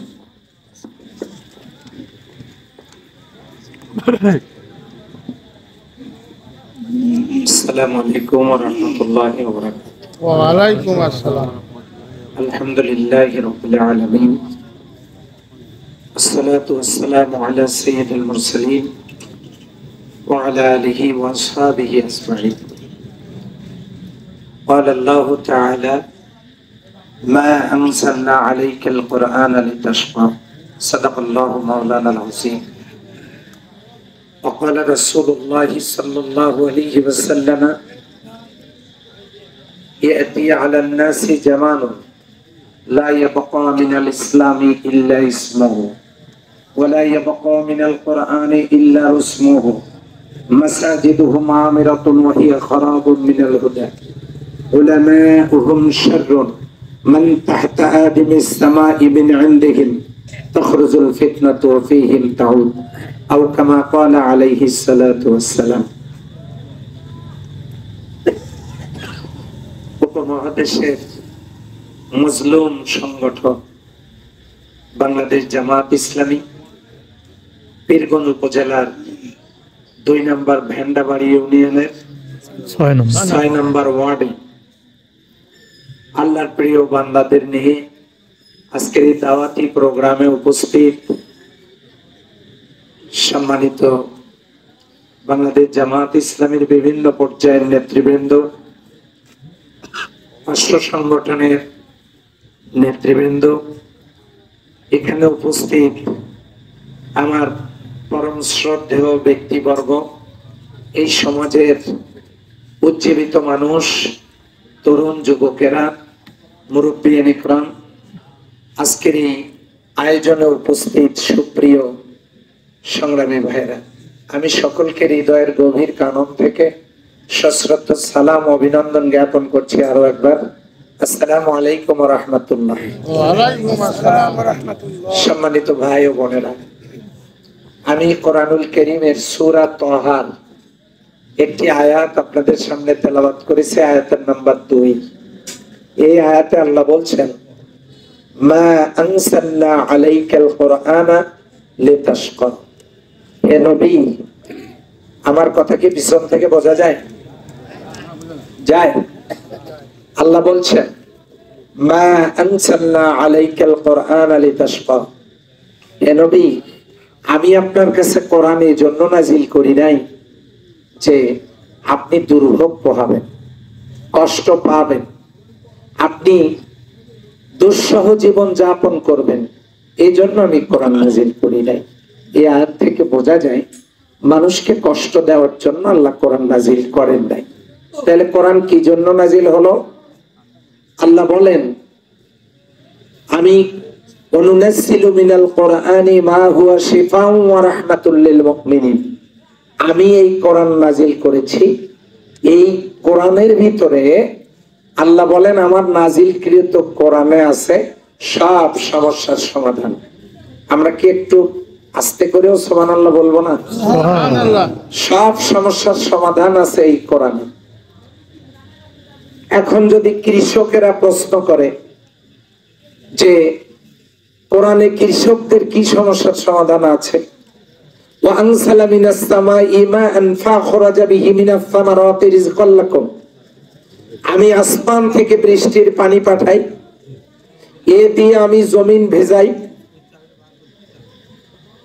শোনেন সম্মানিত ভাইরা, এখন সব কাজ বন্ধ থাকবে। কি আমার কথা শোনা যায়? এদিকে দেখেন, এখন সব কথা সব কাজ বন্ধ, প্রয়োজনে সিয়ারি পর্যন্ত চলবে। বসেন। এখন কথাগুলো বুঝতে হবে, না হলে উল্টা ব্যাখ্যা হবে। وأنزل من السماء ماء فأخرج به من الثمرات رزقا لكم। আমি আল্লাহ আসমান থেকে পানি পাঠাই, এই পানি দিয়ে জমিন ভিজাই, তাতে হরেক রকমের ফলমূল উৎপাদন করে তোমাদের খাবারের ব্যবস্থা করি। কৃষিকাজের কথা কি কোরআনে আছে? 2 নম্বরে আসেন ব্যবসায়ীদের কথা।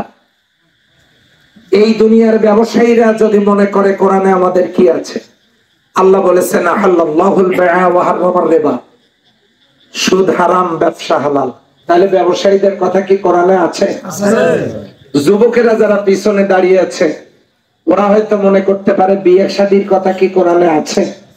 আল্লাহ বলেন রব্বানা হাবলানা মিন আজওয়াজিনা ওয়া যুররিয়াতিনা কুররাতা আয়ুনিন ওয়াজআলনা লিল মুত্তাকিনা ইমামা। আল্লাহ বলতেছেন শুধু বিয়ে শাদীর কথা না, ছেলেরা যখন বলবে আল্লাহ বউ দাও, মেয়েরা যখন বলবে আল্লাহ স্বামী দাও, আল্লাহ বিয়ের ব্যবস্থা করে দেবেন।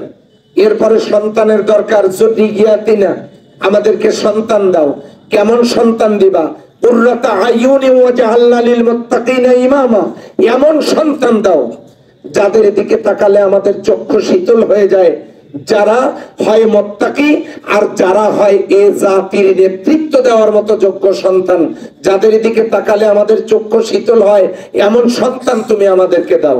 সুবহানাল্লাহ বলবেন না? সুবহানাল্লাহ। তাহলে পিতামাতার খেদমতের কথা কোরআনে, পরিবার নীতির কথা কোরআনে, শুধু একটা কথা কোরআনে নাই, সেটা হলো রাজনীতির কথা। আছে? এদিকের কোরআনেও আছে। আচ্ছা, তাহলে রাজনীতির কথা কেন কোরআনে? আল্লাহ বলেছেন আল্লাহু ইয়াদউ ইলা দারিস সালাম, আমি আল্লাহই তোমাদেরকে ইসলামের দিকে ডাকতেছি। কি মারাত্মক কথা! আল্লাহ বলেন আমি নিজেই তোমাদেরকে ইসলামের দিকে ডাকতেছি। আল্লাহু ইয়াদউ ইলা দারিস সালাম, সূরা ইউনূস 25 নম্বর আয়াত খুলে দেখেন, আপনাদের ভেন্ডাবাড়ির কোরআনেও আছে। আল্লাহু ইয়াদউ ইলা দারিস সালাম, আল্লাহ নিজেই ইসলামের দিকে ডাকতেছেন। কেন? ওয়ায়াহদি মান ইয়াশাউ ইলা সিরাতিন মুস্তাকিম, তিনি তোমাদেরকে হেদায়েত দেবেন, দেখা দিবেন, আলোকিত পথ, সোজা রাস্তা তিনি দেখায় দিবেন। কেমনে চললে তোমরা শান্তি পাবা, মুক্তি পাবা। আল্লাহ নিজেই ইসলামের দিকে ডাকতেছেন। তাহলে আমাদের মধ্যে কাউকে না কাউকে ইসলামের দিকে ডাকার দরকার আছে না নাই? আমরা ডাকতাম না। আমাদের দেশটা স্বাধীন হলো 53 বছর। এই 53 বছরে যারা ক্ষমতায় গেছে, আমি কারো বিরুদ্ধে বলি না, কারণ এটা আমার সাথে যায় না। কারণ আমি আল্লাহর কোরআনের তাফসীর করেছি এই দেশে এবং দেশের বাইরে 30 বছর। সুতরাং আমি কাউকে কটাক্ষ করছি না।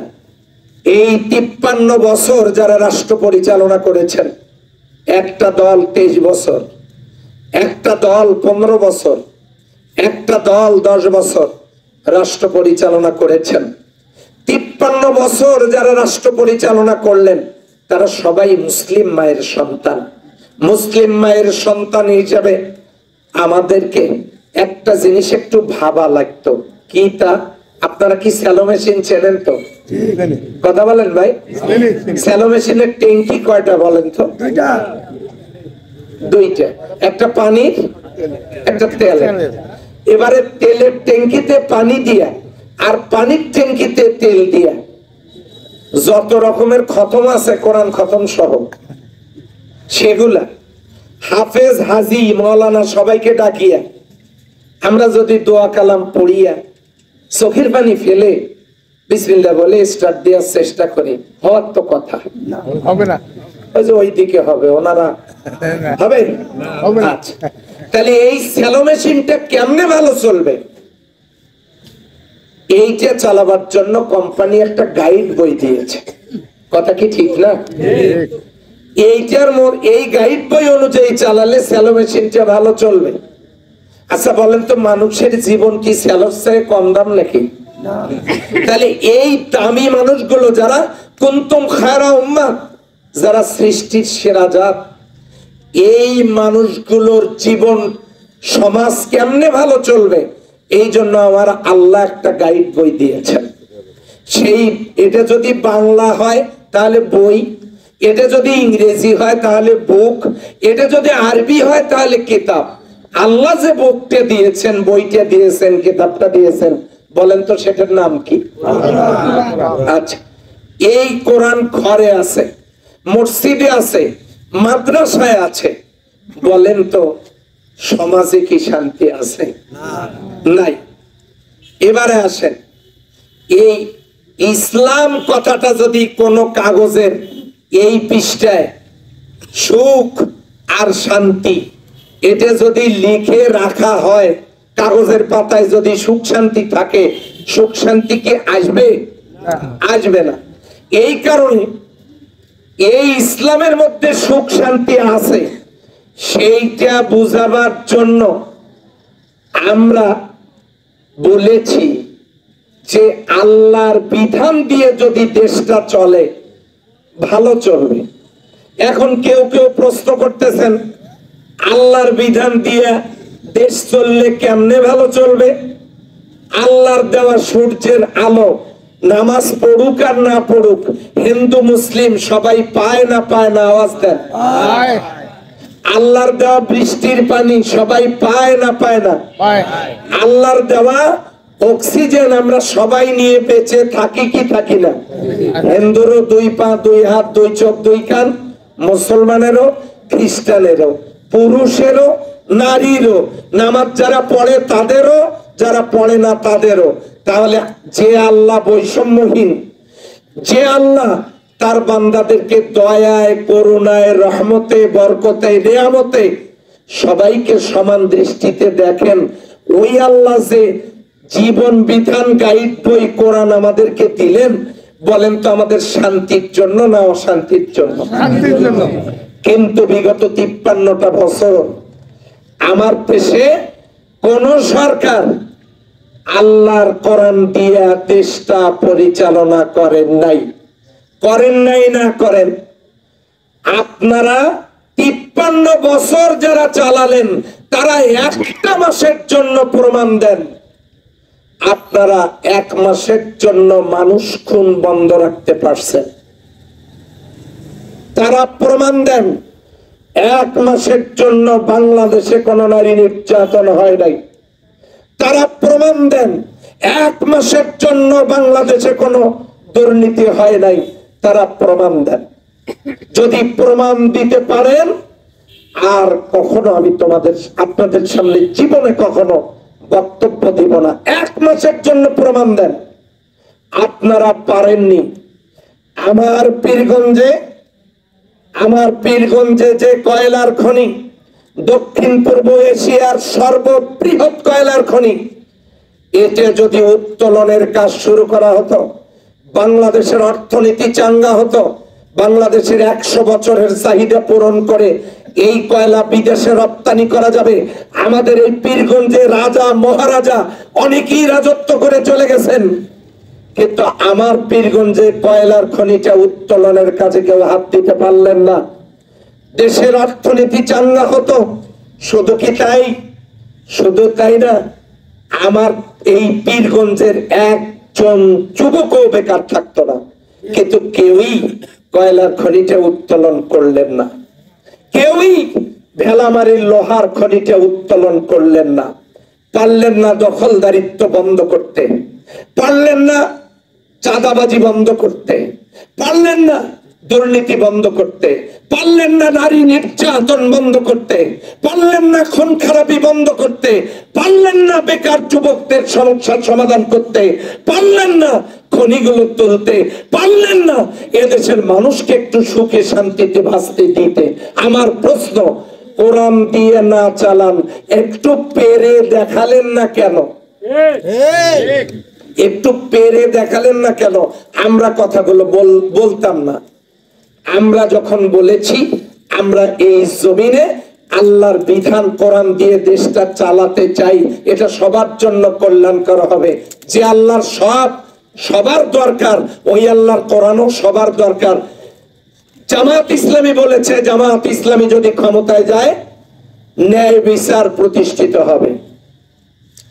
জামাত ইসলামী যদি ক্ষমতায় যায় তাহলে দুর্নীতি থাকবে না। আমরা দুর্নীতি করি না, দুর্নীতি চাঁদাবাজিকে আমরা প্রশ্রয় দেই না, কাজেই দুর্নীতি থাকবে না। 3, জামাত ইসলামী ক্ষমতায় গেলে নারী নির্যাতন হবে না। জামাত ইসলামী ক্ষমতায় গেলে চাঁদাবাজি মাস্তানি গুন্ডামি এদেশের মাটিতে করা যাবে না। জামাত ইসলামী ক্ষমতায় গেলে এই দেশে বেকার যুবকদের সমস্যার সমাধান করবে। জামাত ইসলামী ক্ষমতায় গেলে ভারসাম্যপূর্ণ কৃষি নীতির মাধ্যমে আমাদের দেশের কৃষকদের অবস্থার পরিবর্তনের জন্য জামাত ভূমিকা রাখবে। এই কথাগুলো যখন আমরা বলেছি, বিশ্বাস করেন ভাইয়েরা, এই 53 বছর কোন সরকার, কোন দল আমাদেরকে সহযোগিতা করে নাই। বিনিময়ে কি পেয়েছি? এখন আপনারা হয়তো বলবেন, আপনারা যদি অতই ভালো, তাহলে জনগণ আপনাদেরকে সহ্য করে না কেন? আমি বলতে চাচ্ছি, চোর যেমন চায় না বাড়িওয়ালা জেগে থাক, বিড়াল যেমন চায় না তরকারি থাকা থাক, ঠিক তেমনি দুর্নীতিবাজরাও চায় না জামাত ইসলামী ক্ষমতায় যাক। তারা চায় না জামাত ইসলামী ক্ষমতায় যাক। এই কারণে জামাতকে আগাতে দেওয়া হয় নাই। হয়েছেটা কি? জামাত ইসলামীর শীর্ষ নেতাদেরকে ফাঁসি দেওয়া হয়েছে, জামাত ইসলামীর নিবন্ধন বাতিল করা হয়েছে, জামাত ইসলামীর বিরুদ্ধে লক্ষ লক্ষ মামলা দেওয়া হয়েছে, জামাত ইসলামীর বাংলাদেশের সমস্ত অফিসগুলো বন্ধ করে দেওয়া হয়েছে, জামাত ইসলামীর প্রতীক বাতিল করে দেওয়া হয়েছে। আর আমাকে তিনবার কারাগারে ঢুকানো হয়েছে।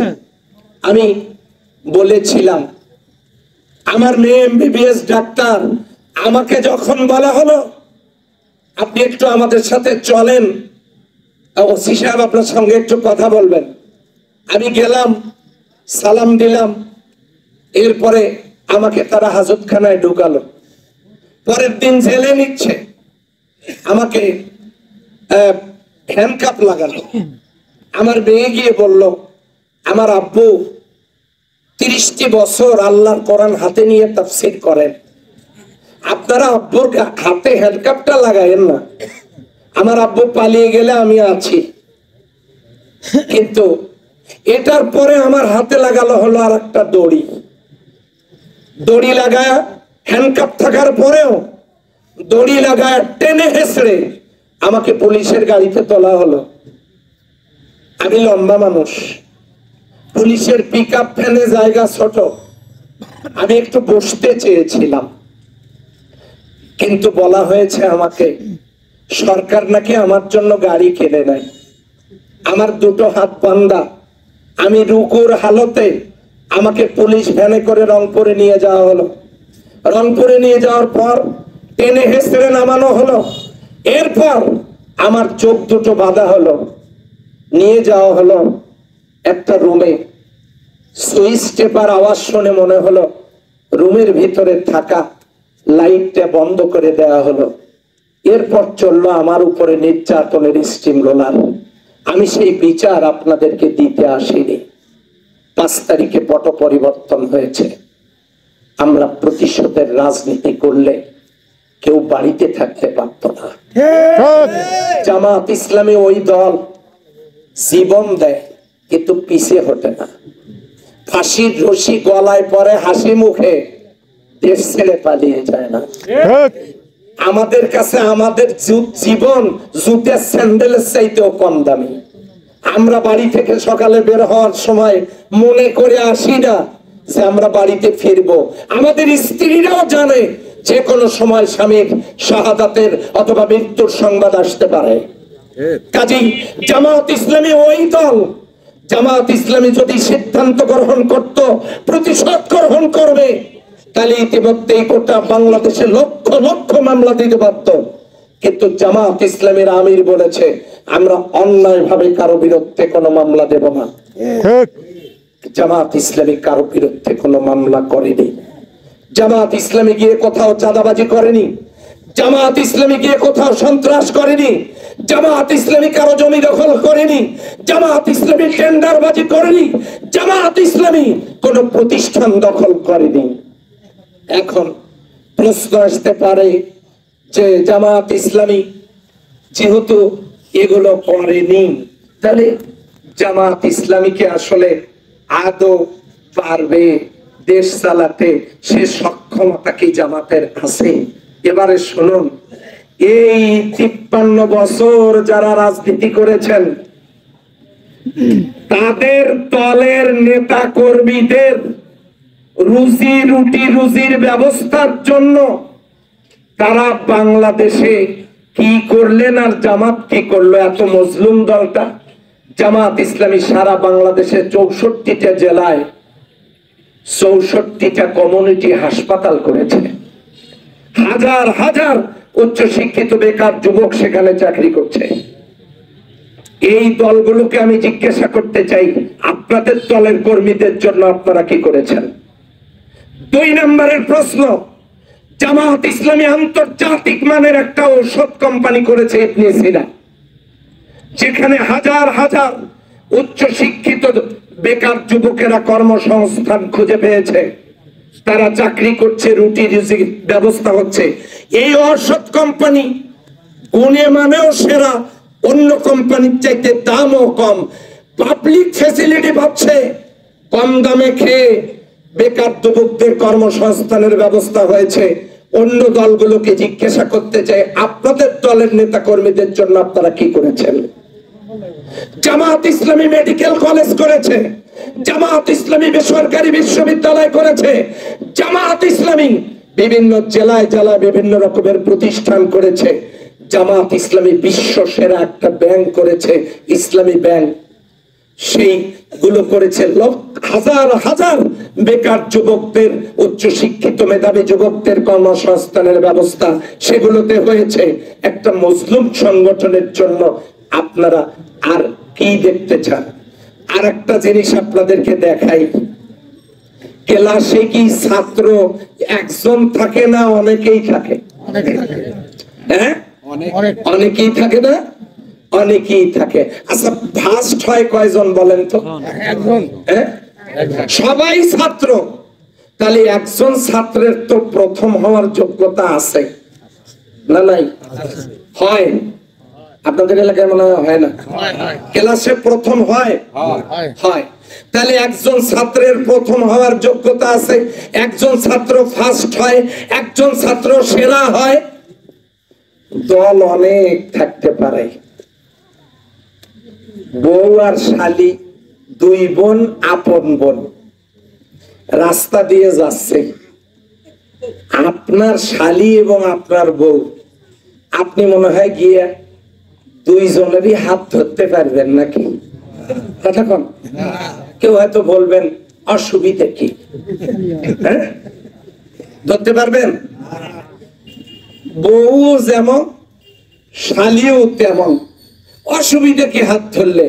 এটা কি আপনারা বলবেন যে এটা শরীয়ত? বউ দেখতে শালির মতো হতে পারে, শালি দেখতে বউয়ের মতো হতে পারে, দুইটাই এক জিনিস না। বউ যেমন নিজের, শালি যেমন বউ না, এটা আলাদা। ঠিক তেমনি রাজনীতির ক্ষেত্রেও খেয়াল করবেন, দল সবই হতে পারে, সবগুলো অরিজিনাল দল না। কেন? হোমিও বড়ি দেখতে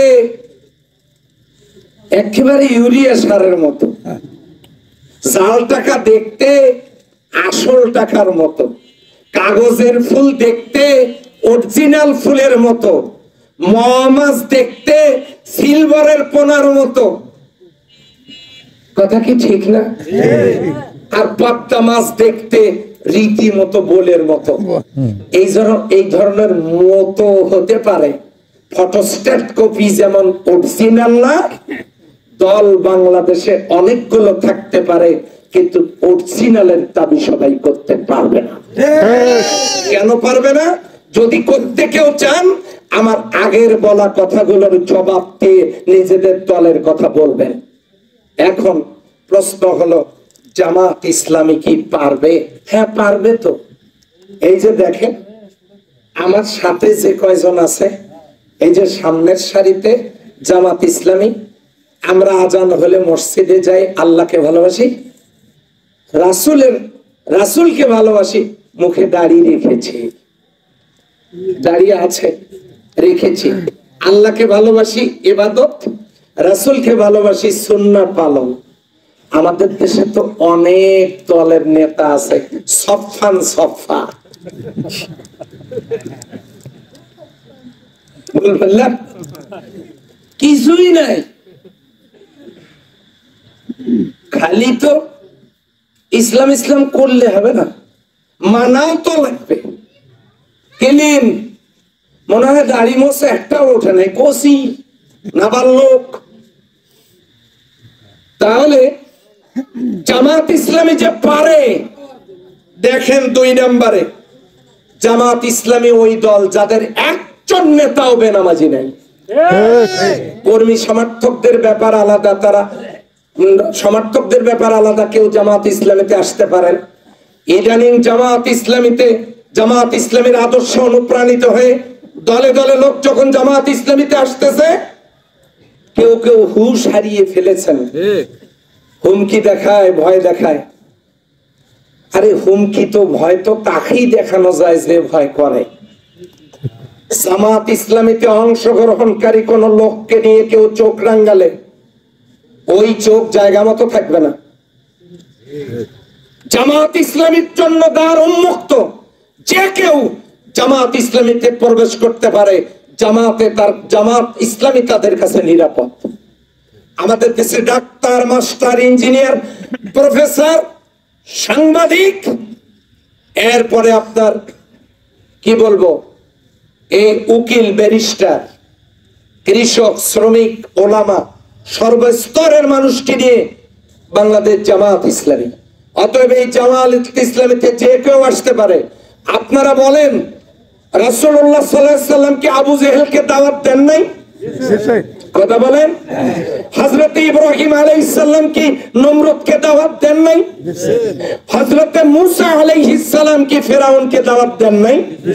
যদি আল্লাহর নবীরা সেই সময়ের টপ প্লেয়ারদেরকে দাওয়াত দিতে পারেন ইসলামের দাওয়াত, হযরত ওমর রাদিয়াল্লাহু তাআলা আনহু বিশ্ব নবীকে খুন করতে এসে ইসলাম কবুল করে ইসলামের দ্বিতীয় খলিফা হয়ে জান্নাতের তালিকাভুক্ত একজন ব্যক্তিতে পরিণত হয়েছেন। সুবহানাল্লাহ।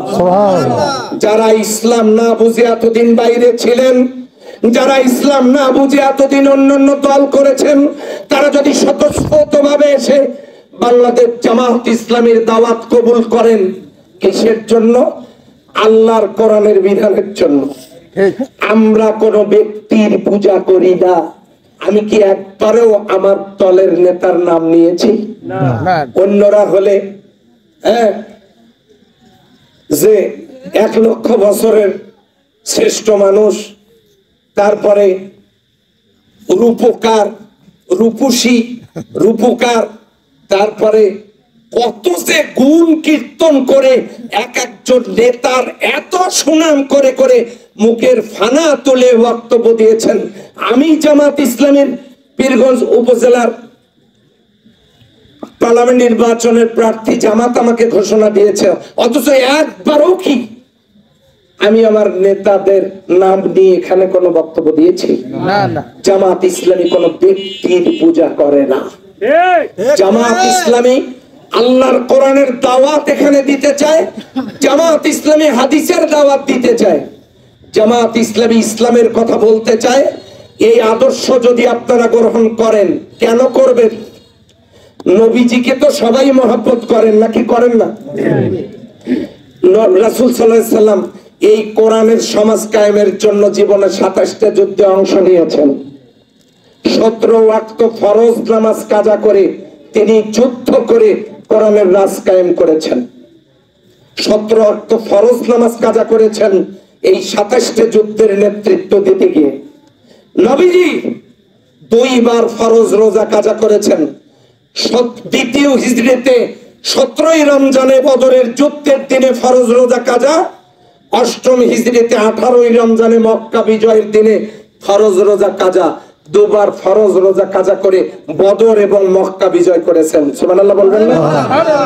তাহলে আপনারা দেখুন, যে নবী ফরজ নামাজ, ফরজ রোজা প্রয়োজনে কাজা করে আল্লাহর জমিনে কোরআনের আইন চালু করেছেন, ওই নবীর উম্মত হিসাবে এ দায়িত্ব আমাদের পালন করার দরকার আছে না নাই?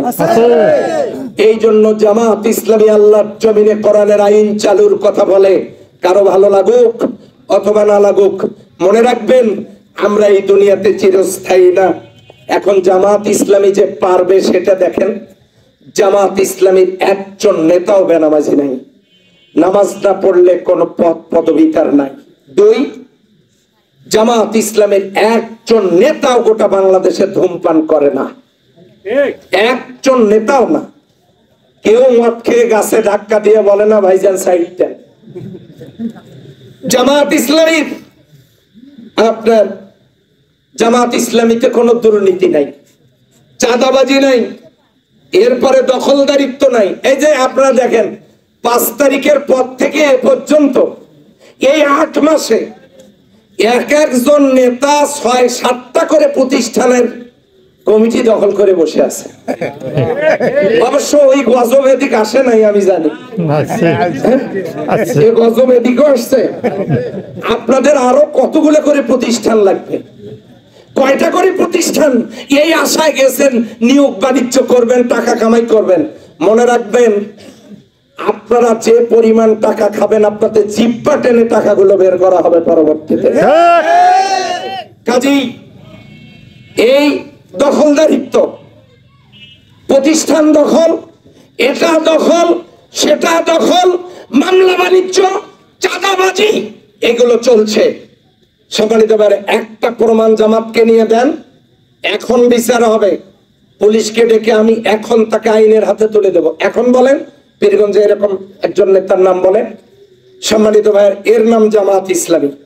জামাত ইসলামী ওই দল, এই 53 বছর যারা দেশ চালাইছেন তাদের দলে হরেক রকম গ্রুপ, ছোট গ্রুপ, বড় গ্রুপ, মাঝলা গ্রুপ, পাতি গ্রুপ, সাথী গ্রুপ, এক এক নেতা এক এক গ্রুপ, আঞ্চলিক গ্রুপ, ইউনিয়ন গ্রুপ, থানা গ্রুপ, হরেক রকম গ্রুপ। টেকনাফ থেকে শুরু করে তেতুলিয়া পর্যন্ত, রূপসা থেকে শুরু করে পাথরিয়া পর্যন্ত, ঢাকায় সুইচ অন হলে গোটা দেশ অন, ঢাকায় অফ হলে গোটা দেশ অফ। এত সাংগঠনিক শৃঙ্খলা, এত সিস্টেম, এত যুগান্তকারী পদক্ষেপ, এত সাহসী পদক্ষেপ, এত নির্যাতনের জবাবে ধীরস্থির কর্মসূচি দিয়ে বাংলাদেশ জামাত ইসলামী প্রমাণ করেছে টুডে অ্যান্ড টুমরো, আজ হোক কাল হোক, ওয়েস্টার্ন সিভিলাইজেশন, এই পাশ্চাত্য সভ্যতার যুগেও আমার দেশের নেক্সট জেনারেশন তারা যখন জামাত ইসলামীকে নিয়ে স্টাডি করবে, জামাতের শৃঙ্খলা দেখবে, জামাতের অ্যাক্টিভিটিস দেখবে, জামাতের কর্মদক্ষতা দেখবে, আপনারা লিখে রাখেন, আমি হয়তো থাকবো না, এই দেশ ইনশাল্লাহ Jamaat Islami today and tomorrow, এই দেশ রাষ্ট্র পরিচালনার দায়িত্ব এই জাতি হয়তো ইনশাল্লাহ জামাতের হাতেই তুলে দেবে।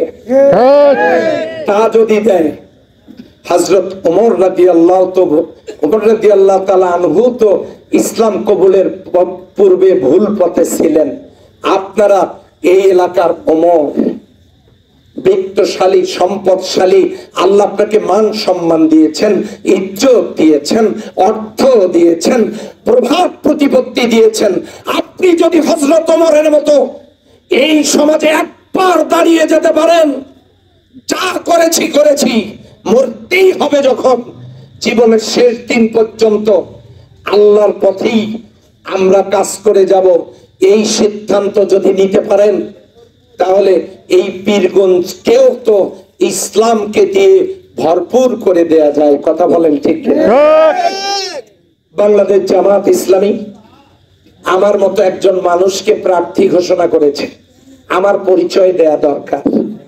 আমার নাম নুরুল আমিন, আমার বাসা পীরগঞ্জ হাসপাতালের কাছে, চাকরি করি পীরগঞ্জ ফাজিল মাদ্রাসা, বাবার বাড়ি বাস স্ট্যান্ডের পূর্ব পাশে দুরামিটিপুর, শ্বশুর বাড়ি এই যে জোরার ঘাটের কাছে, তারপরে এই 9 নম্বর ইউনিয়নে অর্থাৎ পীরগঞ্জ, আমার দাদার বাড়ি ওই দুরামিটিপুর, আমার বাসাও পীরগঞ্জ, চাকরি করি পীরগঞ্জ, সব আমার পীরগঞ্জ।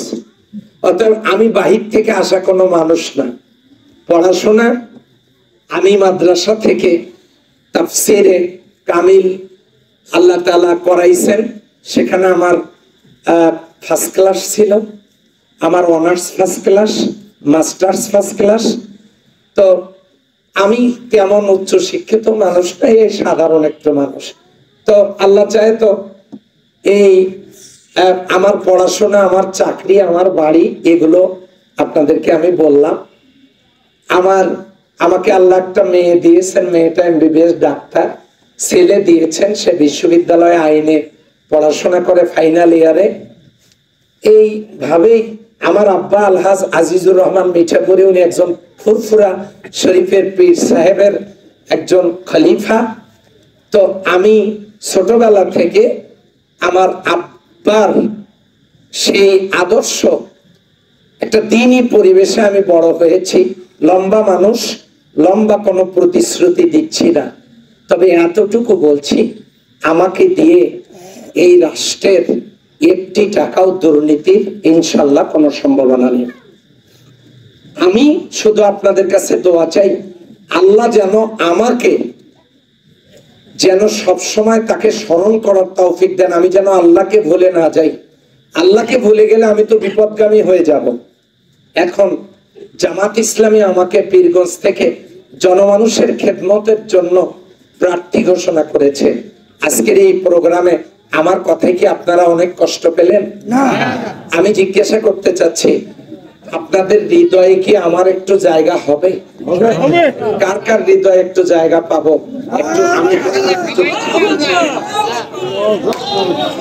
আল্লাহ তাআলা কবুল করুন, আমিন। আমি যদি জায়গা পেয়ে গেলাম, তাহলে আপনাদেরকে যে বিষয়টাতে আমি অনুরোধ করব সেটা হলো, বিশ্বাস করেন আমি কিন্তু নিজে পার্লামেন্টে যেতে চাই না, আমি আল্লাহর কোরআনকে পার্লামেন্টে নিয়ে যেতে চাই। আমি ক্ষমতায় যেতে চাই না, আমি ইসলামকে ক্ষমতায় নিয়ে যেতে চাই।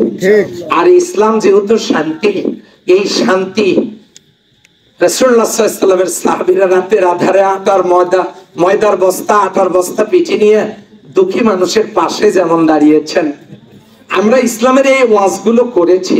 একটা বার ইসলামকে জনগণকে প্র্যাকটিক্যাল করে দেখায় দিতে চাই, এর নাম ইসলাম। সেটার সুযোগ হয় নাই।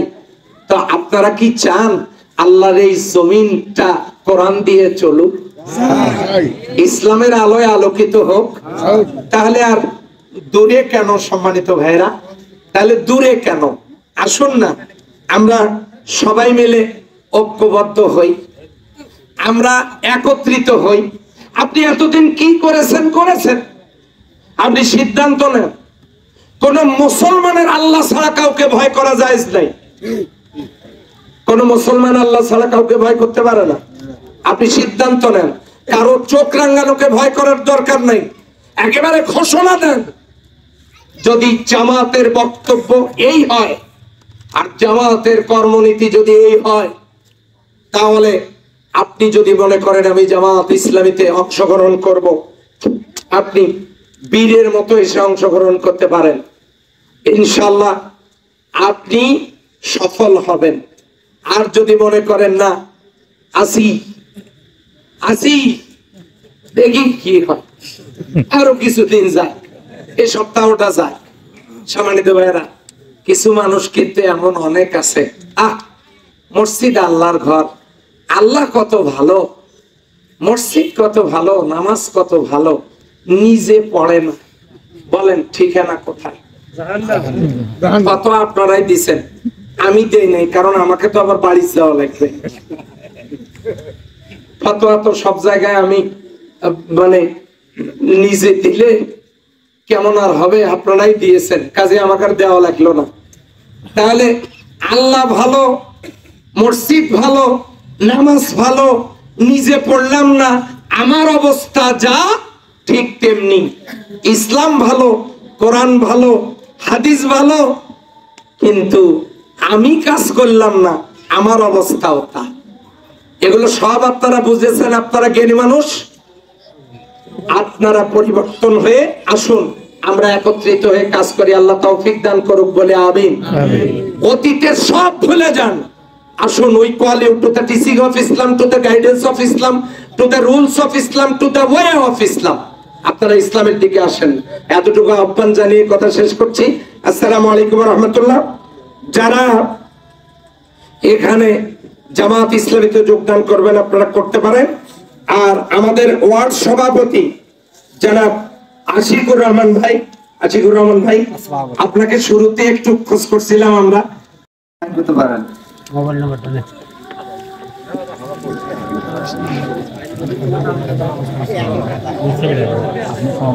শুক্রিয়া, আপনাদের প্রোগ্রাম ভালো হয়েছে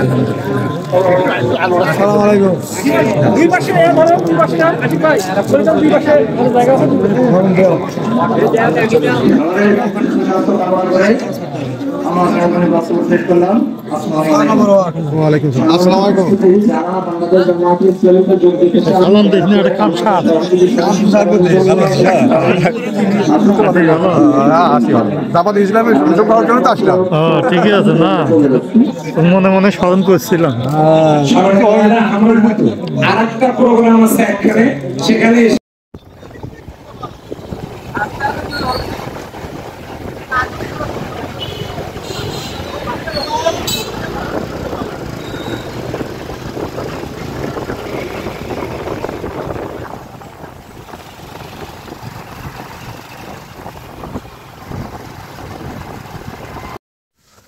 আমি ঠিক ধারায় আলোচনা করব না,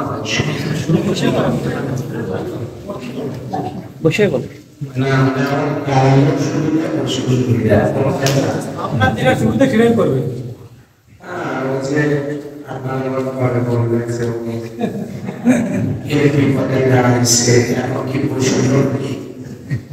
তাই তো বসে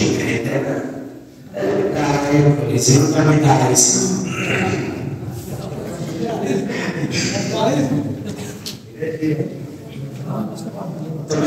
আমি দাঁড়াইলে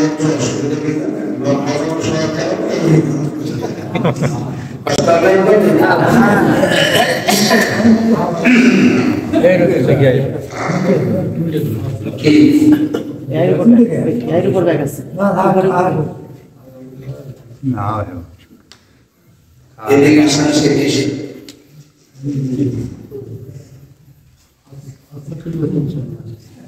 সালাম দিয়েছিলাম, তো আপনারা যেভাবে জবাব দিয়েছেন তাতে মনে হতেছে যে রমজান মাসে এখনো শেষ হয়নি।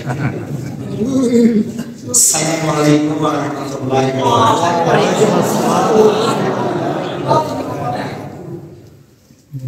আলহামদুলিল্লাহি রাব্বিল আলামিন। الصلاة والسلام على سيد المرسلين وعلى آله وأصحابه أجمعين. فقد قال الله تعالى في كلامه المجيد والفرقان الحميد: أعوذ بالله من الشيطان الرجيم، بسم الله الرحمن الرحيم. قال الله تعالى: هو الذي أرسل رسوله بالهدى ودين الحق ليظهره على الدين كله ولو كره الكافرون ولو كره المشركون. صدق الله مولانا العظيم. قال رسول الله صلى الله عليه وسلم: الدنيا سجن المؤمن وجنة الكافر. آمنت بالله ورسوله. আজকে 4 নম্বর ওয়ার্ড কোন মসজিদে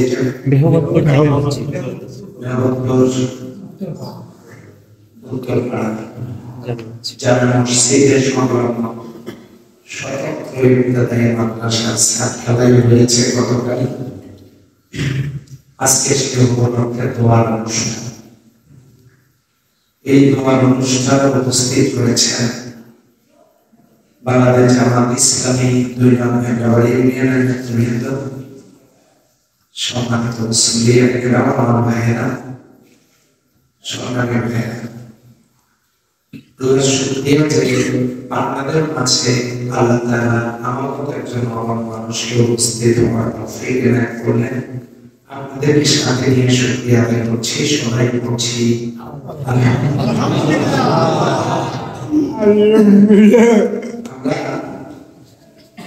কোরআনুল কারীমের থেকে যত সামান্য আলোচনা শুনে মুনাজাত করবো না, এখনই মুনাজাত দিয়ে দেবো না। আমি বলছি কি একটু কথা বলবো, যেহেতু আপনাদের দোয়ার অনুষ্ঠান, কথা বলেন। তো প্রথমে একটা কথা যেটা না বললেই না, আমরা এই দুনিয়ায় চিরদিন থাকবো না। থাকবো সম্মানিত ভাইরা, কিন্তু সোজা দেখবো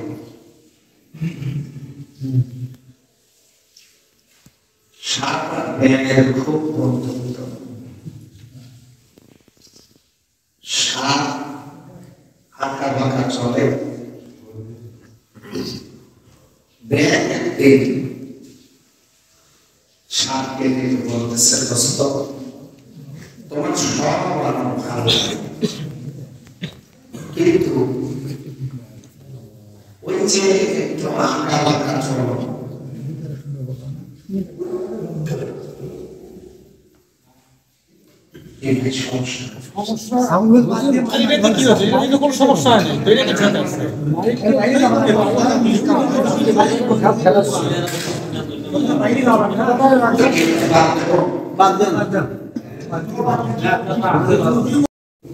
আর আমি যে এখন কথাটা বলতেছি সে কথাগুলো কার?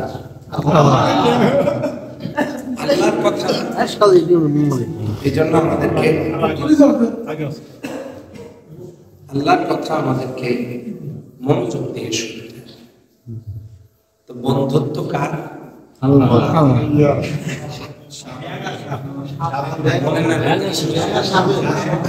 সাপ আর ব্যাঙের খুব বন্ধুত্ব। সাপ আঁকা বাঁকা চলে, ব্যাঙ বলল, দোস্ত তোমার সব আমার ভালো লাগে,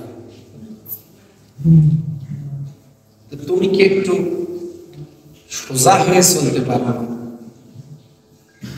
এই কথা শুনে সাপ গেল খেপে। এখন এই কথা বলার পর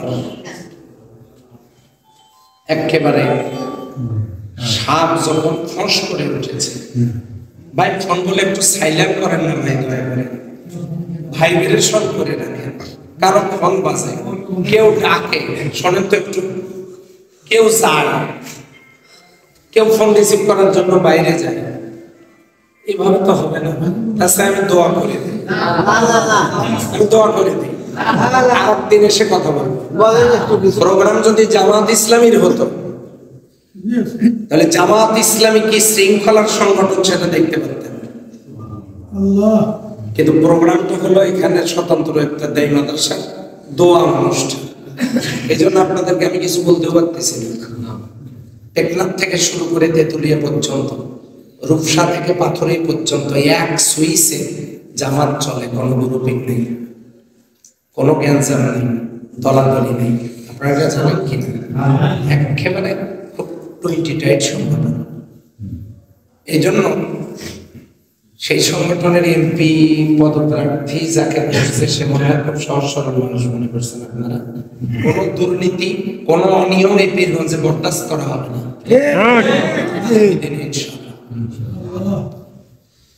এখন বন্ধুত্ব কার সাথে? ওই আসল কথাই যেতে হবে। মনে করেন না আমি রাগ করছি, আমি একটু মশান দেখালাম যাতে আপনারাও বোঝেন যে ওনারও রাগ আছে, রাগ করি একটু মশান দেখালাম আর কি। তা ওই যেই না ব্যাং বলছে যে একটু সোজা হয়ে শুনতে পারবো,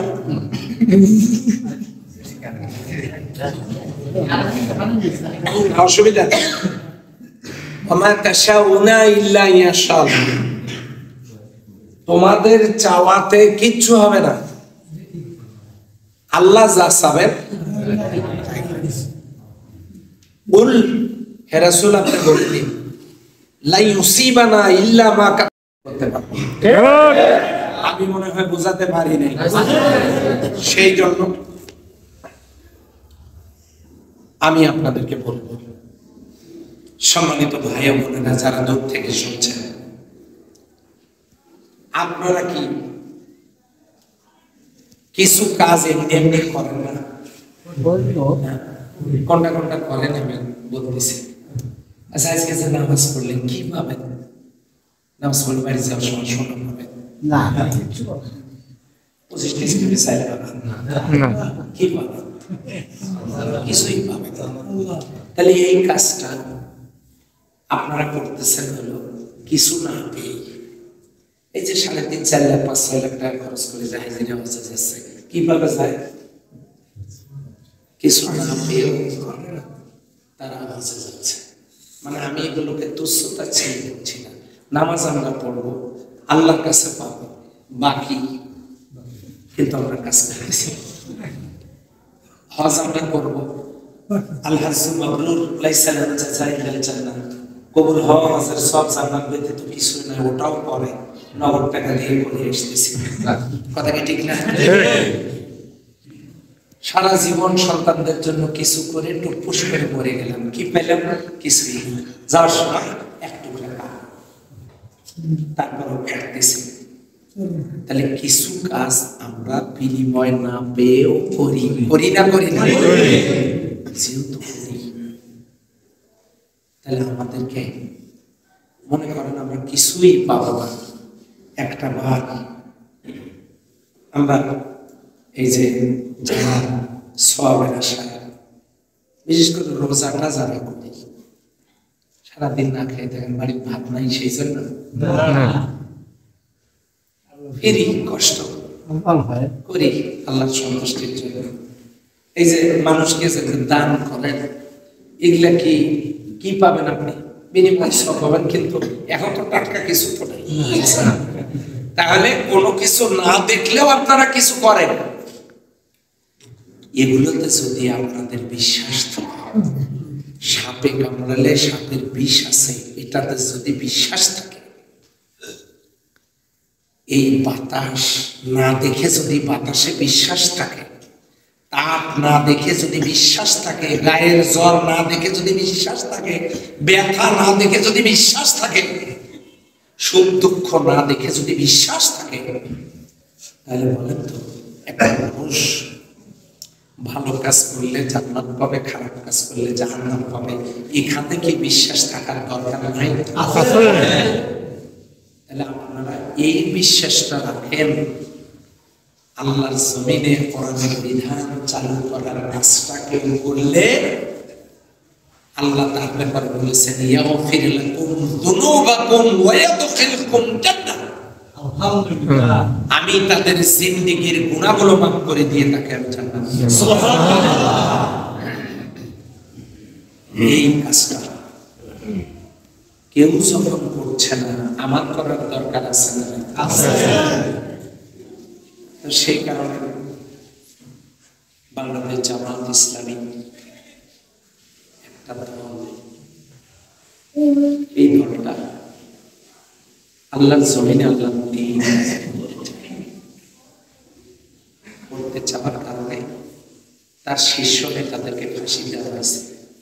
এখন আপনারা বলবেন দোষ না থাকলে ফাঁসি দেয়, বলবেন নবীজি 3 বছর জেলে ছিলেন, এখন বলেন দোষ না থাকলে জেল নেই, বলেন বলেন। আচ্ছা, আমি নিজেও জানি না কেন আমাকে 3 বার জেলে যেতে হলো। নিশ্চয়ই আমি তো কোনো দাগি সন্ত্রাসী না। 30 বছর আল্লাহর কোরআনের তাফসীর করেছি, ওটাই দোষ। আচ্ছা, এখন বিশ্বনবী 3 বছর কারাগারে, সাহাবাজমেন জীবন দিয়েছে, রাতের আধারে বাড়ি ছেড়ে হিজরত করে মদিনায় চলে গেছেন। এই ইতিহাসগুলো শোনেননি আপনারা? তাহলে সাহাবা সুহাইনগণ নবীজিকে জেল কেন, জুলুম কেন? কারণ হলো এই ইসলামের কাজটা করতে গেলে এগুলো আসবে, বাধা আসবে। কেন আসবে? আসবে এই জন্য বিড়াল যেমন চায় না তরকারি ঢাকা খায়, দুর্নীতিবাজরাও চায় না ভালো কোনো দল ক্ষমতায় যায় না।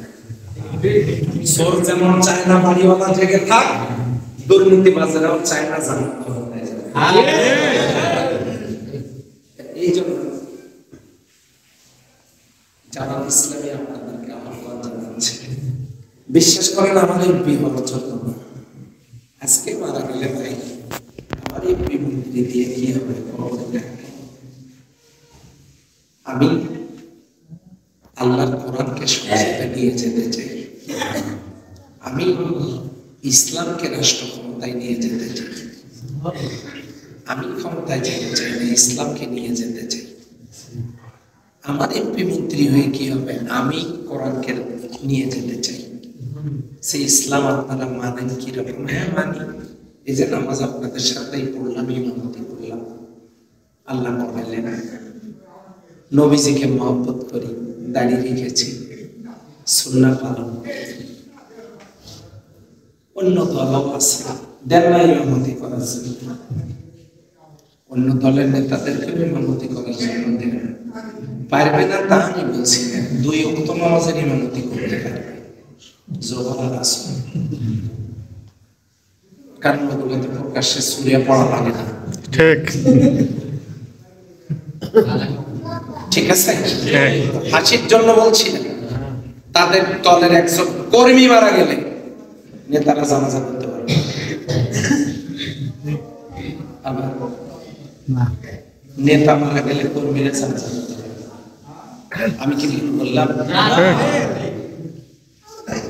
আল্লাহ রাসূলের প্রতি ঈমানের কথা সবাই বলে, আচ্ছা রাসূলের প্রতি যদি ঈমানই থাকে তাহলে কেন আমি দাড়িটা রাখতে পারলাম, আপনাকে কেন?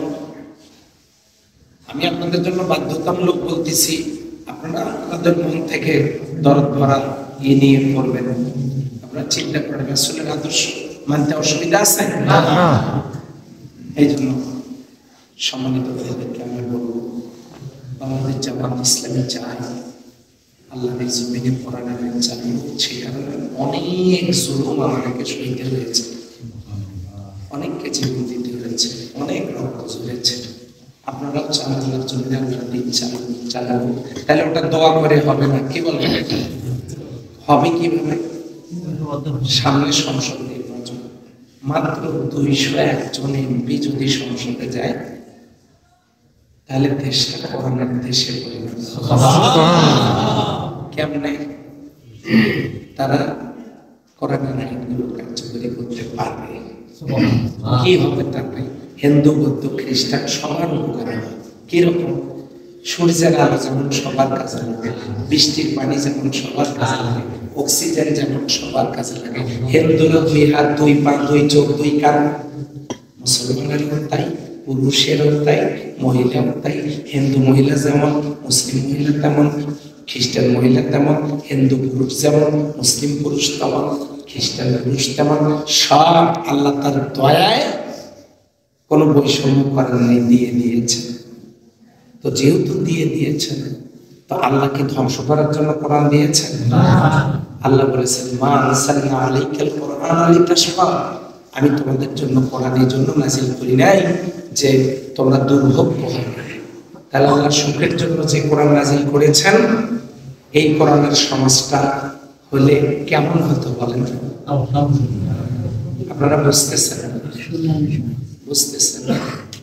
কেন বুঝতেছেন না সেটাও আমি জানি, এটা দেওয়া লাগে না। কেন বুঝতেছেন না সেটা আমি জানি। আল্লাহ মাফ করুক আমার যদি ভুল না হয়। ওই নির্বাচনের আগে নেতারা বর্ষি নিয়ে আসে।